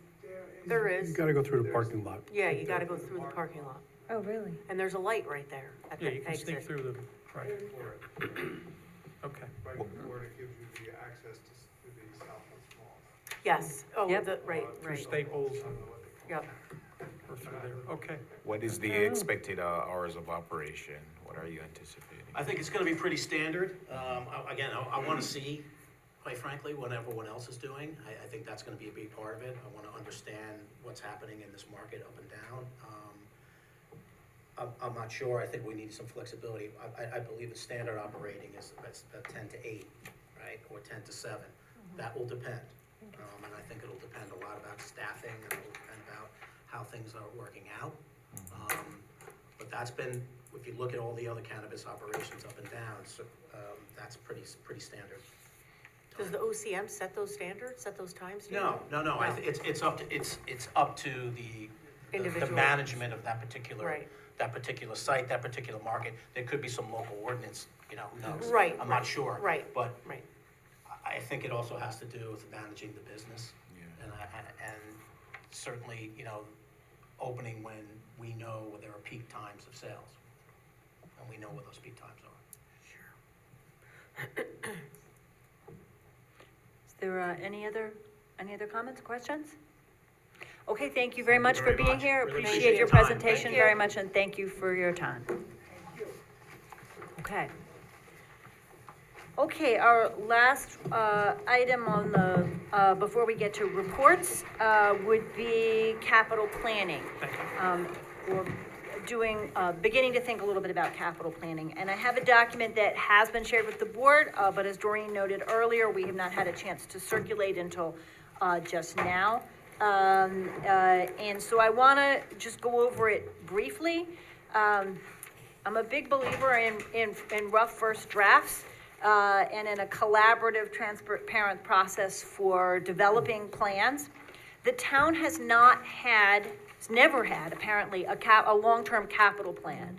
And given the complexity and size of the town, it seems urgently important that we identify long-term needs, ideally create a 5-year capital plan so that we can chart the most urgently needed projects over the next 5 years, and then also have a long-term list of things that might go way out into the future.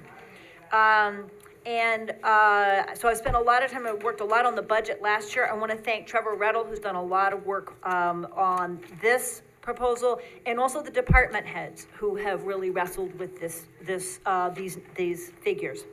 One of the needs for this process is driven by the obvious need for a new police courts facility. And the price tag on that in 2019, and a plan that was put together in 2019 for a renovation of town buildings was $83.1 million in 2019 dollars. That was revised in 2022 to a plan that was 73.4. So this is obviously a very big expense we're gonna have to deal with, and I know everyone, even before some of us newcomers came on the board, there was a conversation about, we know that this is gonna be expensive, we know we need this. It does appear from Labella's very preliminary report, that it would be possible to put the police in this building, which would keep them in a part of town where they would like to be. This is, in terms of call volume and area, and call pattern and things of that sort, the best part of town for them. And they'd very much like to stay in this area. And there may be some other advantages to having the police in town hall. As you'll look down the list, you'll see that there's a lot that needs to be done to town hall. In any case, it needs a new roof, it needs HVAC upgrades, windows are end of life, some other things like that. Some of that could be postponed for a while, but eventually that's gonna have to be done, so putting the police here might make sense. It would be very difficult to put both the police and courts on this site. It could be done, the police courts committee is gonna talk about that again next week, but parking in particular is a problem, because the combined parking needs for the police and courts together are quite considerable. So we need to think about that as the biggest ticket item that's gonna be coming up, as we develop a plan, and we're gonna need to bond for it. And like everybody else was saying earlier tonight, tariffs and other uncertainties make prices unclear. In addition, we have some needs at the senior center. We have a grant application out now for the generator in hopes of getting a generator. The auto shop behind the senior center could be helpful workspace and storage space for the senior center and for the rec department that would put them nearer to their main areas of operations, but there's asbestos in it, and so it's a complicated question of how to take that down.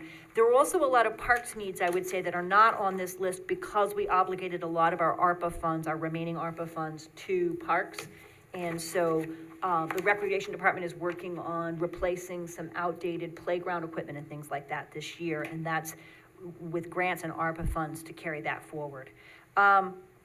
I want to flag a couple of major police items with both the Axon body cameras, which were a 5-year lease with a substantial county and state support, grant support for that, and the need for a radio system, and it's unclear whether that's going to be a lease or a need to purchase or even build radio equipment ourselves. As leases, those could add over $200,000 a year, those two items together, to the police budget. But so there's going to be a complicated conversation there around leasing or buying, and it's unclear what county or state support there will be on those. I'm just going to walk through this quickly because there's a lot at the very beginning to a longer conversation. We need a new highway bond in order to keep the roads paved. At some point, we're going to need a new building on the Tucker Drive area over where highway works on that end of Tucker. And there's a culvert replacement on Bower Road that we've applied for grants 2 years in a row for that and have not so far been successful in trying to get that covered by grants. I'm not going to go through the whole list of sewer and water. Those are obviously separate funds. There's a sewer fund and water fund. But I will say that for highway and for sewer and water, the departments have tried to prioritize projects. So the numbers there in that priority column are what the department deems the order in which those should be tackled. Ultimately, the goal of a capital plan is to allow the board to not only revisit those priorities, figure out whether we agree with them, but also juxtapose them, right? Because we can't do everything at the same time, which things are gonna have to wait. In the water department, you'll notice that we have had the EPA look at both the tank on Route 44 and that tank at Cedar Avenue and say that both of those are gonna need replacement. And that's also been a place where we've been beginning to seek grants. And where we're trying to do some engineering studies to prepare ourselves for good grant writing. One of the reasons why it's taking a while to put together a clear capital plan is that we also participate in multi-municipality projects. And so there's one here that I want to put at the bottom of the first page that Board Member Reuter as well is familiar with, which is the tri-municipal sewer project. There are some major capital upgrades to that tri-muni system that need to be made, and there's a grant out for that, grant application. We only use about 12.5% of the design flow and actual flow on that system. So the whole project as a whole is, I believe, in the 50s of millions of dollars. It's a massive upgrade. And this represents just our piece, but even our 12.5% is in the neighborhood of $9 million. So we need to make sure we have not been incorporating the tri-municipal fully into our calculations. We haven't had a capital plan, and we need to look at all this stuff together, and we also need to include that. We also have with us tonight, and I want to give a little shout out for their patience as they sat through wireless technology and a lot of other things. Randy Allstat, who has led the joint water plant for many years. I don't know, is it, how many years? I don't know. So quite a while. I originally came here in 97. In 97, since 1997, and who is retiring as of June 1st, am I right? June 3rd, okay, we get you 2 extra days. And Dottie DeNobili, who is gonna be taking over the plant as plant manager. And so if you look at the very last item on the list, it's the PJWP, the Poughkeepsie Joint Water Plant. They have put together their annual proposal for a capital plan. Our portion of anything that this plant does is 44.8%. The city of Poughkeepsie pays the rest. But I particularly was hoping, they were very gracious and volunteered to come tonight and talk about the long-term engineering study, because this is going to come up for us very soon in the next few weeks. The joint water plant is proposing a long-term engineering study to think about the future of the plant. And Barb and I both serve on that board, so we know this, but we wanted the whole board to hear about this because it is going to come up. So Randy and Dottie, welcome. Thank you for being here. And if you just want to say a few words about the joint water plant and about, the capital planning, it would be terrific. Okay, I'd like to start with the filter under drain replacement. Oh, we can, that'd be just fine. Okay, the filters, the gravity filters are sanding, getting electricity to carbon. And what happened, they were installed in 2004, and one of them failed last year. It got repaired and it's back online, but we're finding out that these filters are failing all throughout the country. And if we have one filter down, we can survive, and we did for several months to get it repaired. But if it's 2 or more, it would be a very bad day. So we're working to try to replace them. Like I say, it's happening all over the country. They've got 21 years life now, so it's not unusual to see that sort of thing happen. So we've come in with a design. The design and construction budget is a little over $4 million. The town's part of that would be 1.932. 850, 120. So that's the first thing that has to get done. We need to get that done. It was declared an emergency by the city when it failed. It's just been moving really slow because the money hasn't been allocated, and so that's a real high priority for us. Randy, how many filters does that cost for? There's 6 filters. That's for 6 filters? Yeah, there's 6 filters, and they'll be all replaced. Well, it's one not at a too time. bad based on 6, but I mean, if I thought it was 1, that'd be a problem. Yeah, with 6 filters, water treatment facilities are always designed for 1 out of service. So, because you could have anything happen. But when you get two, it gets more scary, and that's the big issues we're really concerned about. Yeah. And the fact that they're failing all over suggests that That it's gonna fail. we just need to do the replacement, right? Right. But that's a really big, that's 1.93 and some change for the town, for our portion of that project, to keep the plant going and to keep the water flowing. And we do have that for EFC funding. Yep. This For new EFC design- borrowing, we received a borrowing. The borrowing, yeah. Yeah, loan. Right, the loan. Low the interest but loan. yeah. So the second item, we have seen considerable growth in our flow, the demand. So we hired a consultant to do a flow study. That flow study says that we're gonna have lack of capacity in 2032, which is 7 years from now. Right now, our plant's designed for 19.3 million gallons a day. We're probably looking to be about 26 million gallons or more. So we don't know what exactly is gonna happen.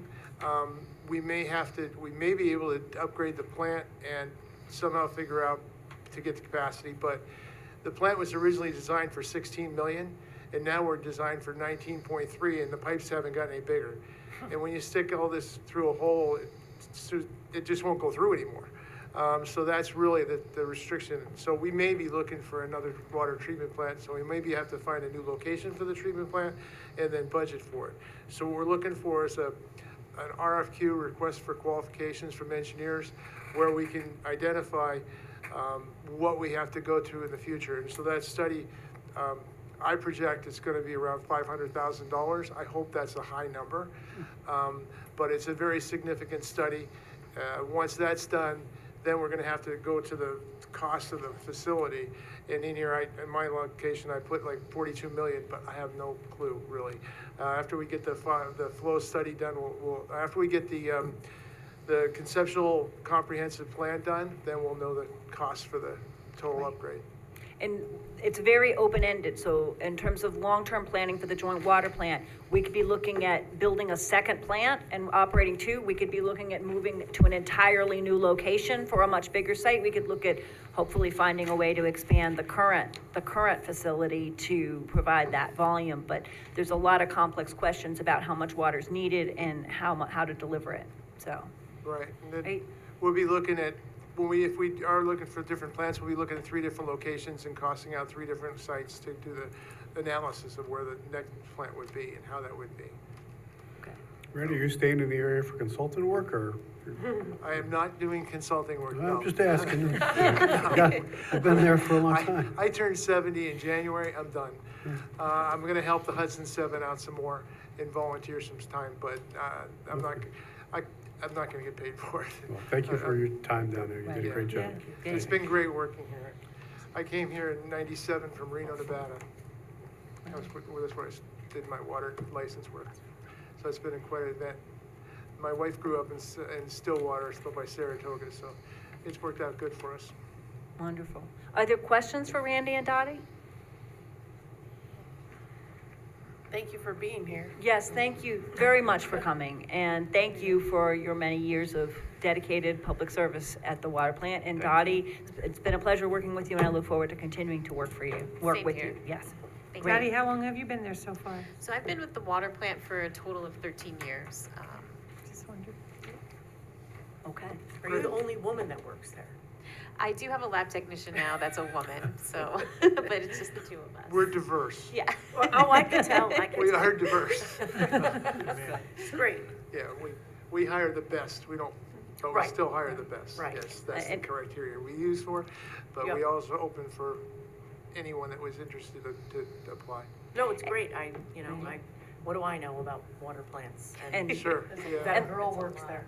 Last month, I believe that that Dottie, in preparation for this job, got her Class 1A license. That's so, correct. as a plant operator, so. Yeah. along- And that license is needed to be certified to operate the plant. So she has all the proper criteria to take over. which She's is got the great. credentials. Awesome. That's right. All right, great. Thank you both so much for being here. Thank you very much. Thank you. Right. Good night. So I think, Supervisor, if I can request a 4-minute break? yes, of course. Yeah, we're gonna take a short break here for just a minute, and we'll come back and finish this item and keep going. 4 minutes. 4 minutes, 4 minutes exactly.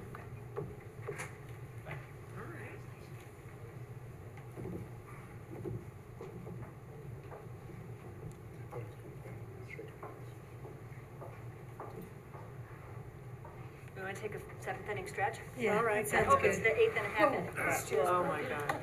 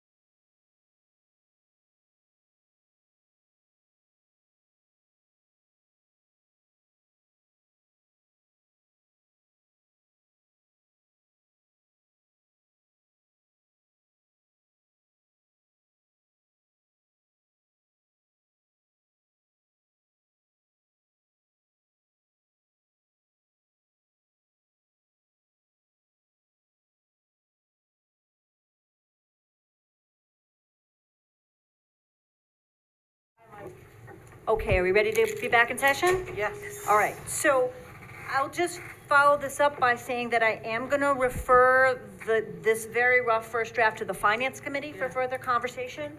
I also think that we need to have a process, because adopting a capital plan and maintaining it from year to year also involves developing the processes we need. And they're complicated because they include not only our multiple funds, water, sewer, highway, A, B, and so on our needs, but also tri-muni and also joint water. And, there's a lot here. So we need to have the capacity to plan ahead. And I think if we do that, then we can prioritize projects, and we can do more effective grant writing because we're prioritizing our highest needs. And we can also look for other sources of funding. I also say that we need to match the questions around what we can do in our regular budget, where we may need to bond, or where we can find grants or other sources, with questions about new sources of revenue. We put in place the hotel motel tax.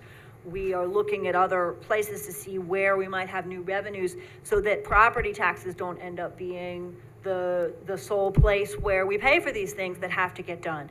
The joint water plant serves third-party customers. Through the Dutchess Central Water Line, we send water to East Fishkill. We send a lot of water to East Fishkill. So what role are those entities, Frito-Lay, Amazon, warehouses down there on Semi, paying and helping us with the capital plans, like having tanks replaced and things like that, right?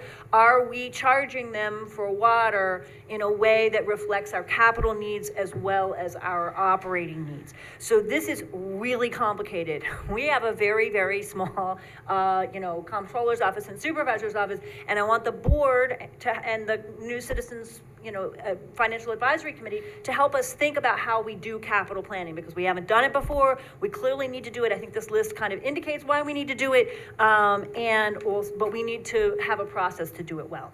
So I think that's probably enough for a first time around. I figured people might fall out of their chairs just looking at these numbers. It's a lot. We know that we have things on this list like we need to replace these air eject sewer pumps that date from the mid-1960s and are crumbling and are a real challenge for making sure our town employees stay safe in servicing them and are liable to fail.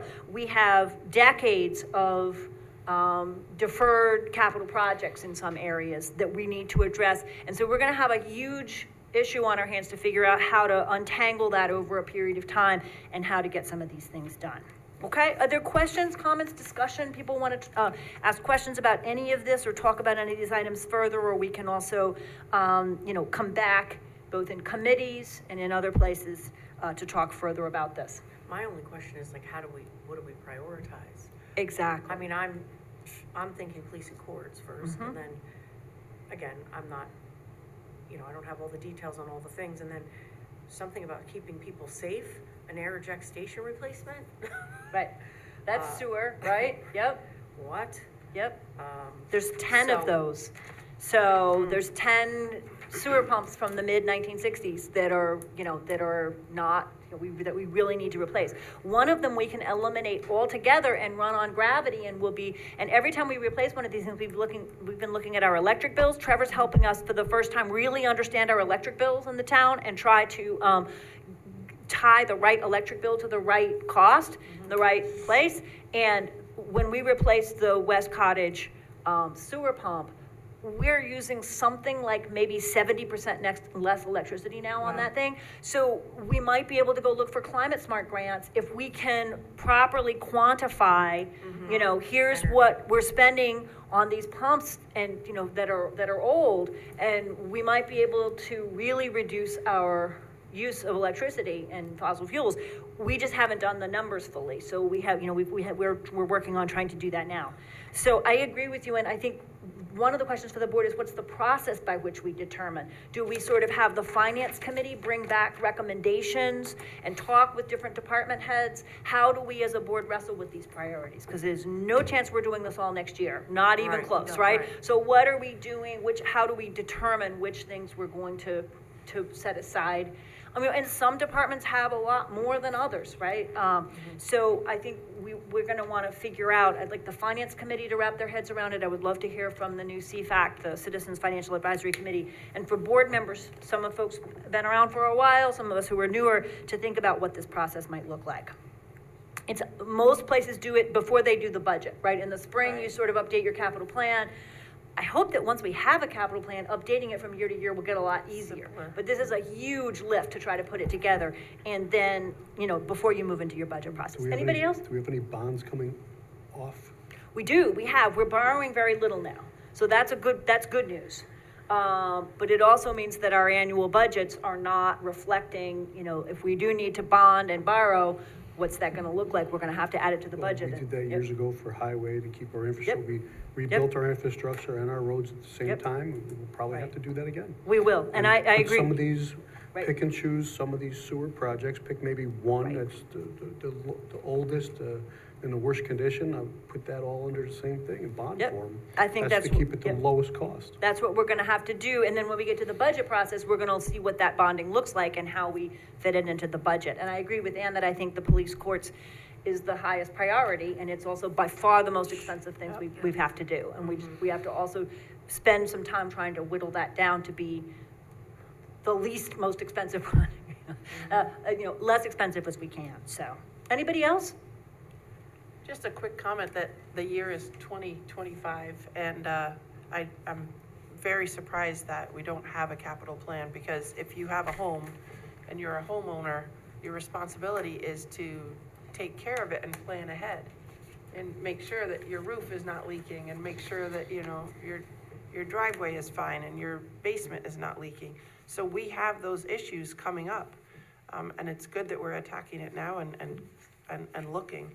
It's just overwhelming because there's so much. But at least we're getting a handle on it, and we have to keep our house in order. so. Well, it's also maybe more efficient to do it that way sometimes, right? If something deteriorates and breaks, you're gonna end up with the emergency costs to deal with the situation that then are gonna add to your costs. So we'll hope to kind of get a handle on Right. this. Yep.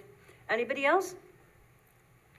Okay, then let's move on to the reports, and I'm gonna make my supervisor's report short, because the main thing I wanted to report was try to get these numbers out there and have us start having a transparent public conversation about it and start developing a process. I want to just thank everybody again for Community Day. I think it was great, and everybody who was there, had a really good time.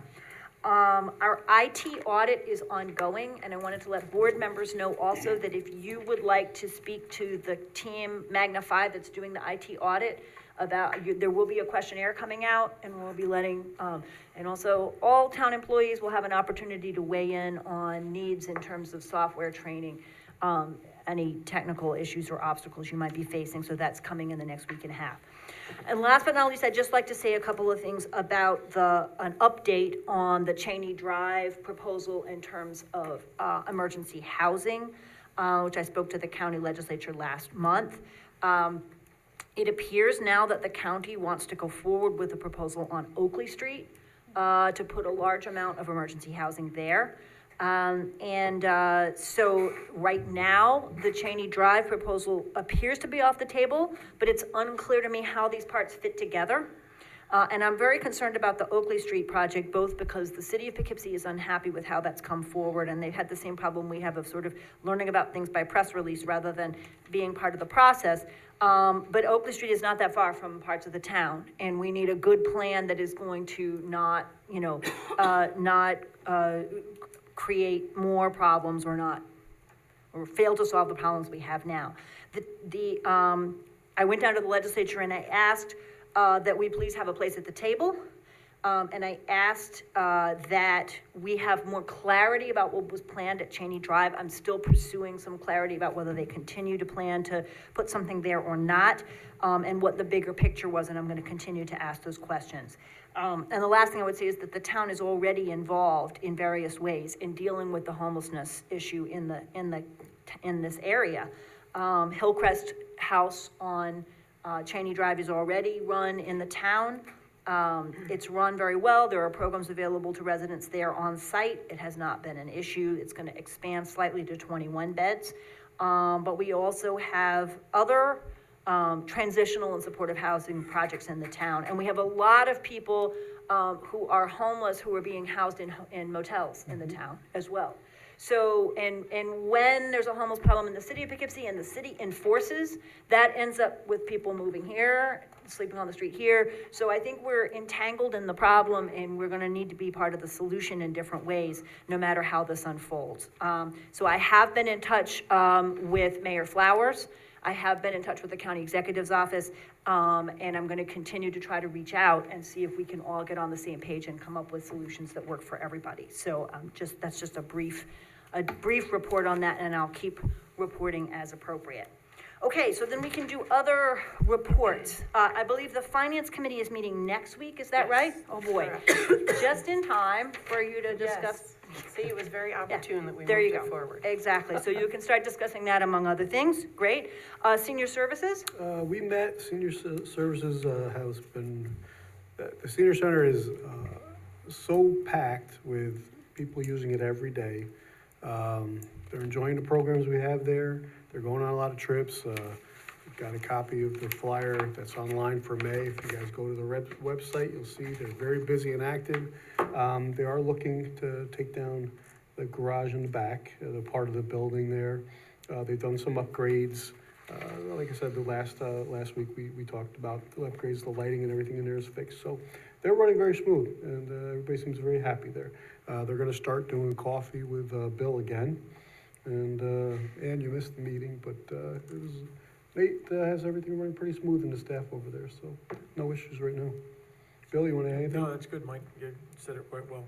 Nate Smith's doing a great job, and everyone there is very engaged with the seniors. Very welcoming, and really a big improvement since last year, really, with the volume of people, the programs. the spirit that's there. It's a wonderful place. Oh, they are gonna be offering. Done a very good job. There was one thing they were gonna offer that was new, I forgot what it was, though, was it the weightlifting program, or? They've had some strength George- and balance classes. They've been Strength- offering. Strength and balance, of course, strength- with George is running Yep. the course Yeah. over there, George Pop. Right. But I forgot what it was. Well, it was great to see them too at Community Day. Yeah. Their table was, and they just had sheets of everything they're doing, all full of color, and, I need to quit my day job so I can go hang out at the senior center during the day. But summer's coming up. Yoga classes and all kinds of I good need things. chair It's great. yoga. Yes, exactly. And hopefully aquatics classes, we're working on that piece as well for Friday morning aquatics. We'll see how it goes. Okay, thank you, Mike. Recreation and parks, Ryan. Spoke with Nate briefly. We've been having meetings throughout, but we didn't meet this past week. As was mentioned by Supervisor Edwards, an amazing community day on this past Saturday. Opening day for all youth leagues happened in April. And on April 26th, we had the official opening of the Sheaf Road Playground. This Friday is the last day of early bird camp registration. It's still open, but the early discount expires on Friday. No big events in the wings, but summer announcements for June will be forthcoming. Okay, terrific. I'm gonna waive the police courts facility because I tucked that under capital planning for right now. And we're meeting again internally next week to begin thinking about Luvella's initial numbers and suggestions, in terms of location. Liaisons, and I think we need to add Tri-Muni, Bill, to this, and I think we need to add Joint Water Plant to this, Barb, right? Because I realize they have not been on the liaison report list, although everybody's, of course, always welcome to report back from any board. But I think they should be officially added. Shall we take them in order? Fire advisory? Yeah. Well, yep, Fire advisory met, and the inspections are still going as far as the town goes. Fred's doing a great job at that, and that should be going on probably for another couple months, and then he'll have the inspections done for fire safety in most of our buildings. We're gonna meet again in September. We're taking the summer off because we have a June 3rd meeting to talk about BES with the supervisor and mayor's meeting. Basically, we did have a presentation, but it would've got canceled for tonight. We were gonna have Captain Ridley from Fairview was gonna speak to us about the BES battery storage, but he was called away to another function, so we'll try to get him in here at some point in the near future. Otherwise, everything's going good. We did have a couple of fires in the town and Arlington area, and no one was hurt, thank God. And Bill, you want to add anything? Yeah, sure. Fairview, in our meetings there, pretty progressive with their programs and outreach to the public regarding, and forgive me, I forget the name, but sleep with your door closed. I think that's close something- before you doze. Close before you doze. And very, very important for fire safety. A lot of people don't understand the impact. They had at Community Day, they had a little demonstration on that with a door that survived the fire that was shut. So that's very important. So they're outreaching to the community, and also about different types of fire detectors versus photoelectric and et cetera, and the effectiveness of all that. So they're gonna be outreaching to the community with that, and also tagging along with our building inspectors as well. So it's wonderful. Great. Okay, historic preservation, did you have a report? Yes, actually, last week, there was a large convention held in the city of Poughkeepsie, and it was the Certified Local Governments Historic Preservation Annual Convention. They, for the first time in a long time, they held it back here in Poughkeepsie. And all the members of the Historic Preservation Commission and myself won grants to it. So we were all allowed to attend, and the first day was about the code, and we went through a long lesson on the Historic Preservation Commission code, and we're gonna be updating that in the town. And then the next day was other people's projects. Since there were so many of us, we were able to cover all the different seminars that were held at the same time. So it was really interesting. Terrific. And you want to keep going with the plumbing report? Yeah, the plumbing board. Well, we met and we had one plumber who had not renewed his license on time, so we discussed with him and he was allowed to renew his license. So fortunately, it's been very quiet on the plumbing board front, so that's been a good thing. Is there a timeline? You have to renew it by a certain time? by February. I think it's the last day in February. And that was changed because the plumbers were complaining that they were all due at the end of the year. So this way they want one offset, and they are sent reminders, but things happen, like, in this case, the secretary quit and somebody else didn't forward the information to them, so it happens. Is there a penalty? Yes, for there that? is. Oh, all right, just Yeah, we- I forgot, I yeah, haven't been on yeah, that board in you- a long time. Yeah, well, but it was before this board too, that we changed it, so yes. Okay. All right, thank you. Conservation Advisory Committee, Ann? Yes, so, we are seeing some really nice numbers in terms of the food scraps recycling program. And this weekend at the community day, I think 20 more people signed up approximately.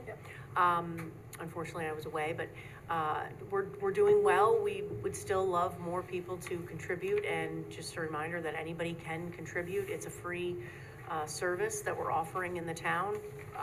So anybody who's a resident can drop off their food scraps any day, anytime here at Town Hall or at the Senior Center. And you can bring your own container, or you can still sign up or come in contact via the email on the website and get a kit. So we like to see that people are contributing, but there's always room for more, food scrap recycling and helping the environment. How often do they pick up? 2 times a week, Tuesdays and Fridays. That's when they come and pick it up? Yeah. Just wondered, my husband asked. Yeah. And this Friday, we're also, the supervisor's office, people can come in between 8:30 and 3. Okay. Again, to see if there's anybody who hasn't gotten one yet, they can drop off. They can pick up a kit, pick up one of the bin kits for food scraps recycling. So Fridays is the day. This is gonna be the Last last one. Friday for a little while, and then Right. we'll see where we are, okay? Yep. All right, good, thank you. Climate Smart Task Force, Barb? We did not meet this May, but we are really excitedly waiting the addition of 2 Ford Lightning electric vehicles and electric lawn equipment that's being ordered. And I'm, it relayed back to the task force about the Helpsy bins that are collecting scraps for clothing. And I like the fact that you don't have to sort out whether it's reusable, can I resell it, are you gonna use it as textile? You just throw it in the bin and it's gonna get Are they here yet? recycled.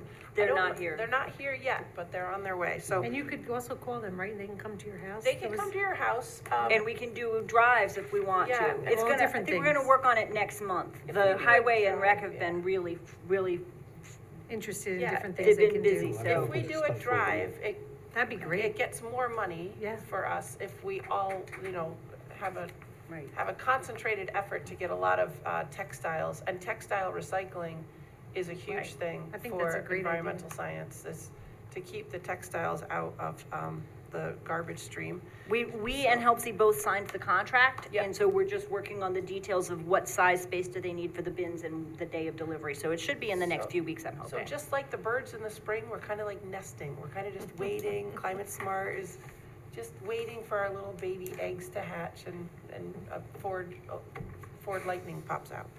That's what Okay. we're doing. All right, thank you. Hudson 7, did they meet? Yeah, we met tonight, and they're gonna have a big celebration, May 29th, noon to 2, down at the Mayor's Boathouse. And they're gonna be celebrating, it's their 7 years of Hudson 7. Wow. It's a big deal. It is a That's big very deal. cool. Yeah, so, yeah, and of course, everyone's invited. Awesome. Can you email that to us Yep, and make sure we yep, have I'll it? email that to you. That'd be just forward, that would be great. Okay, Bill, did you have anything from Tri-Muni? Well, Tri-Muni, we meet monthly. Ms. Edwards joined us last meeting, so thank you very much, along with Trevor.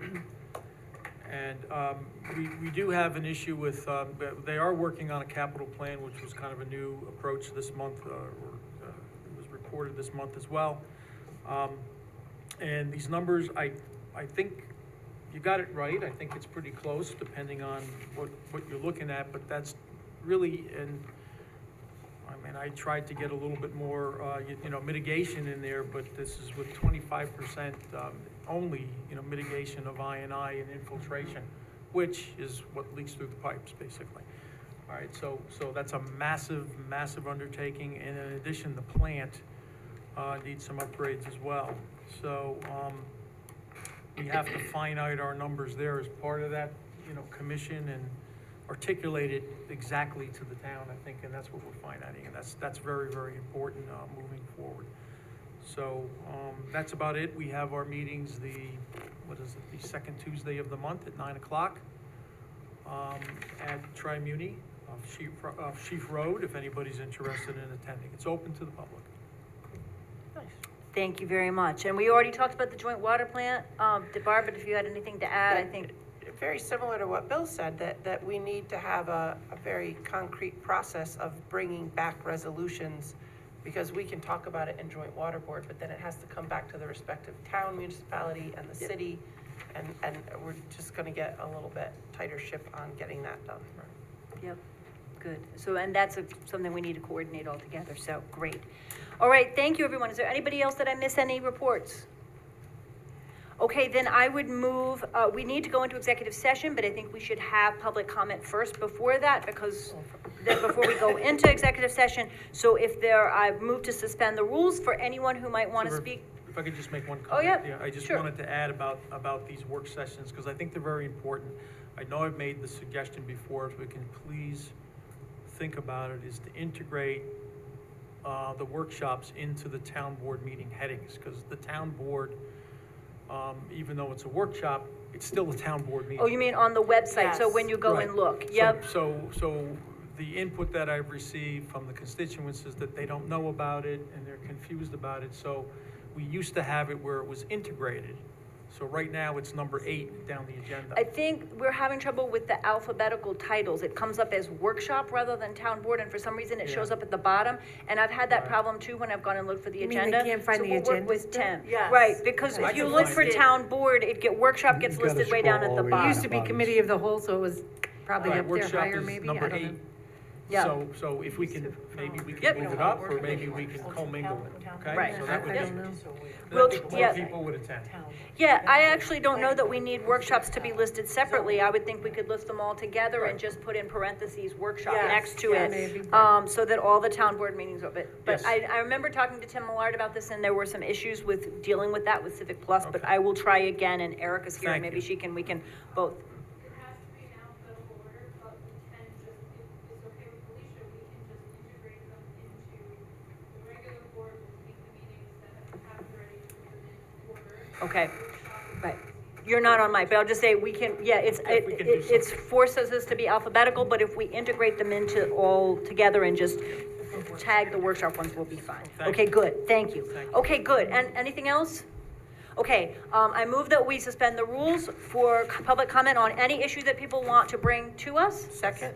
All those in favor? Aye. Any opposed? Okay, then is there anyone in the room who wanted to provide public comment?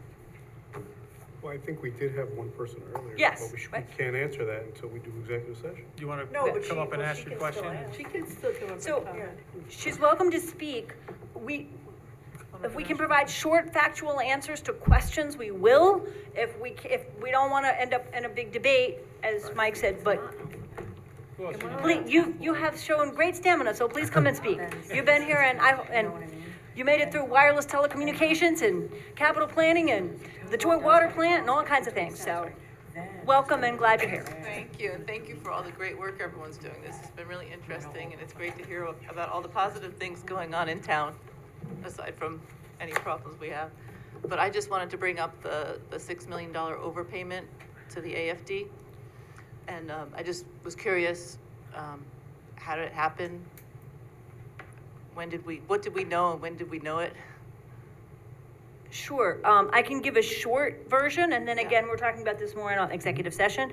So we collect taxes on behalf of all the special districts, and then disperse that to them.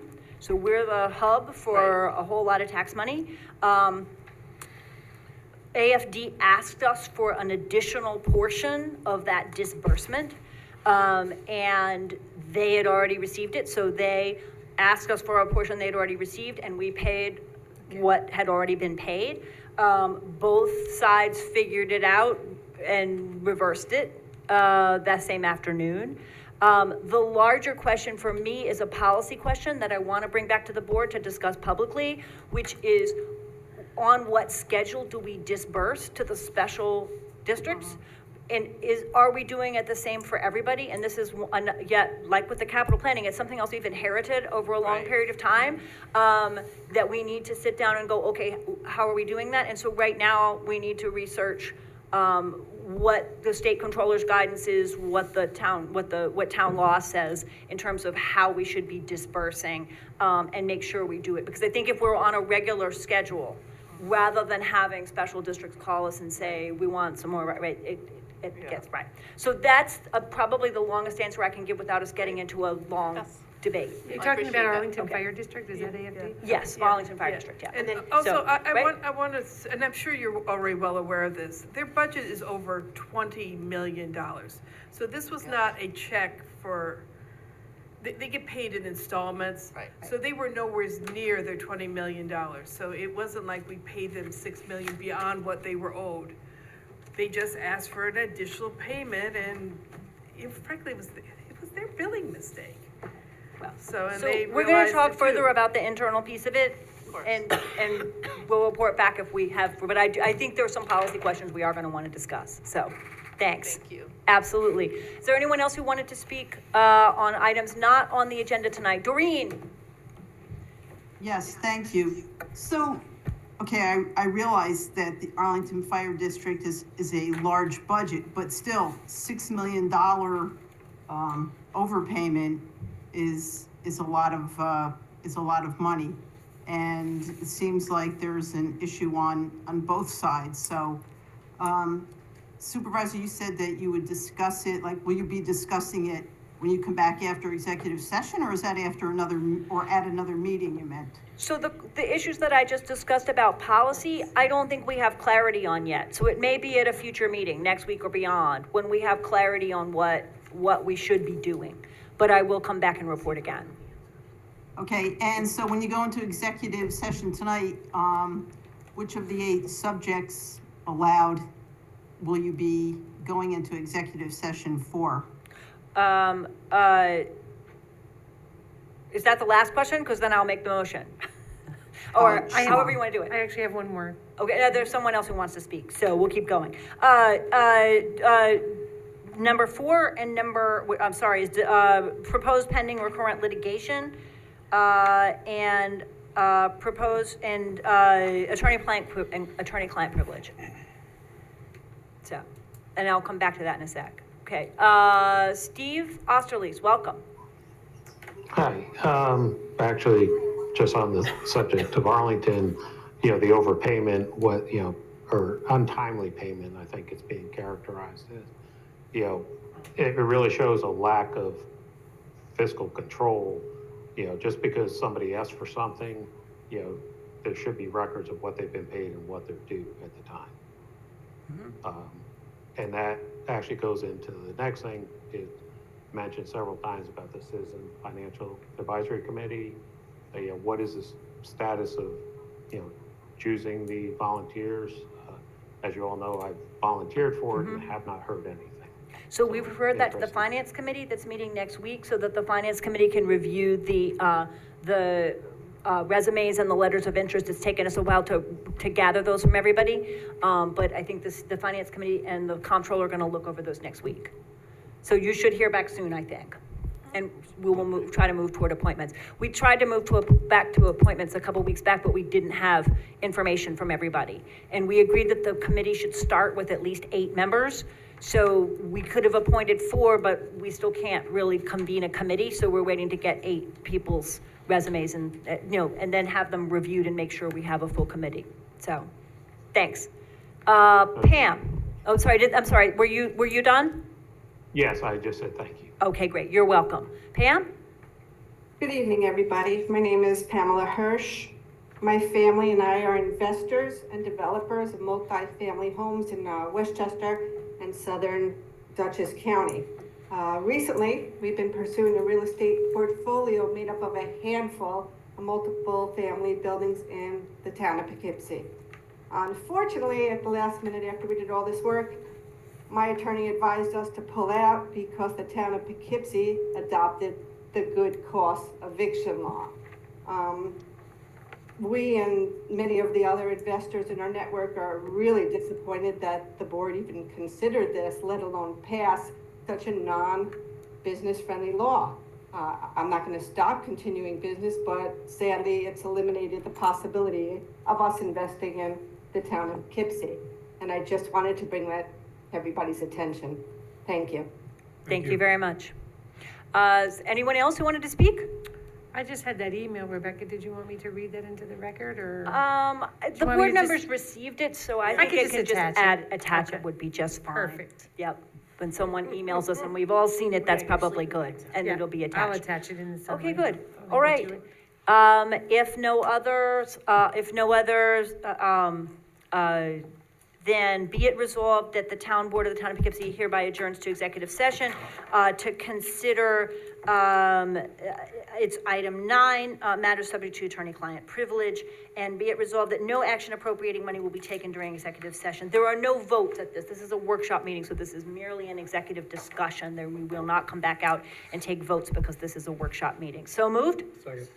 Okay, all those in favor? Aye. Any opposed? All right, the resolution carries 7-0. Thanks, everybody.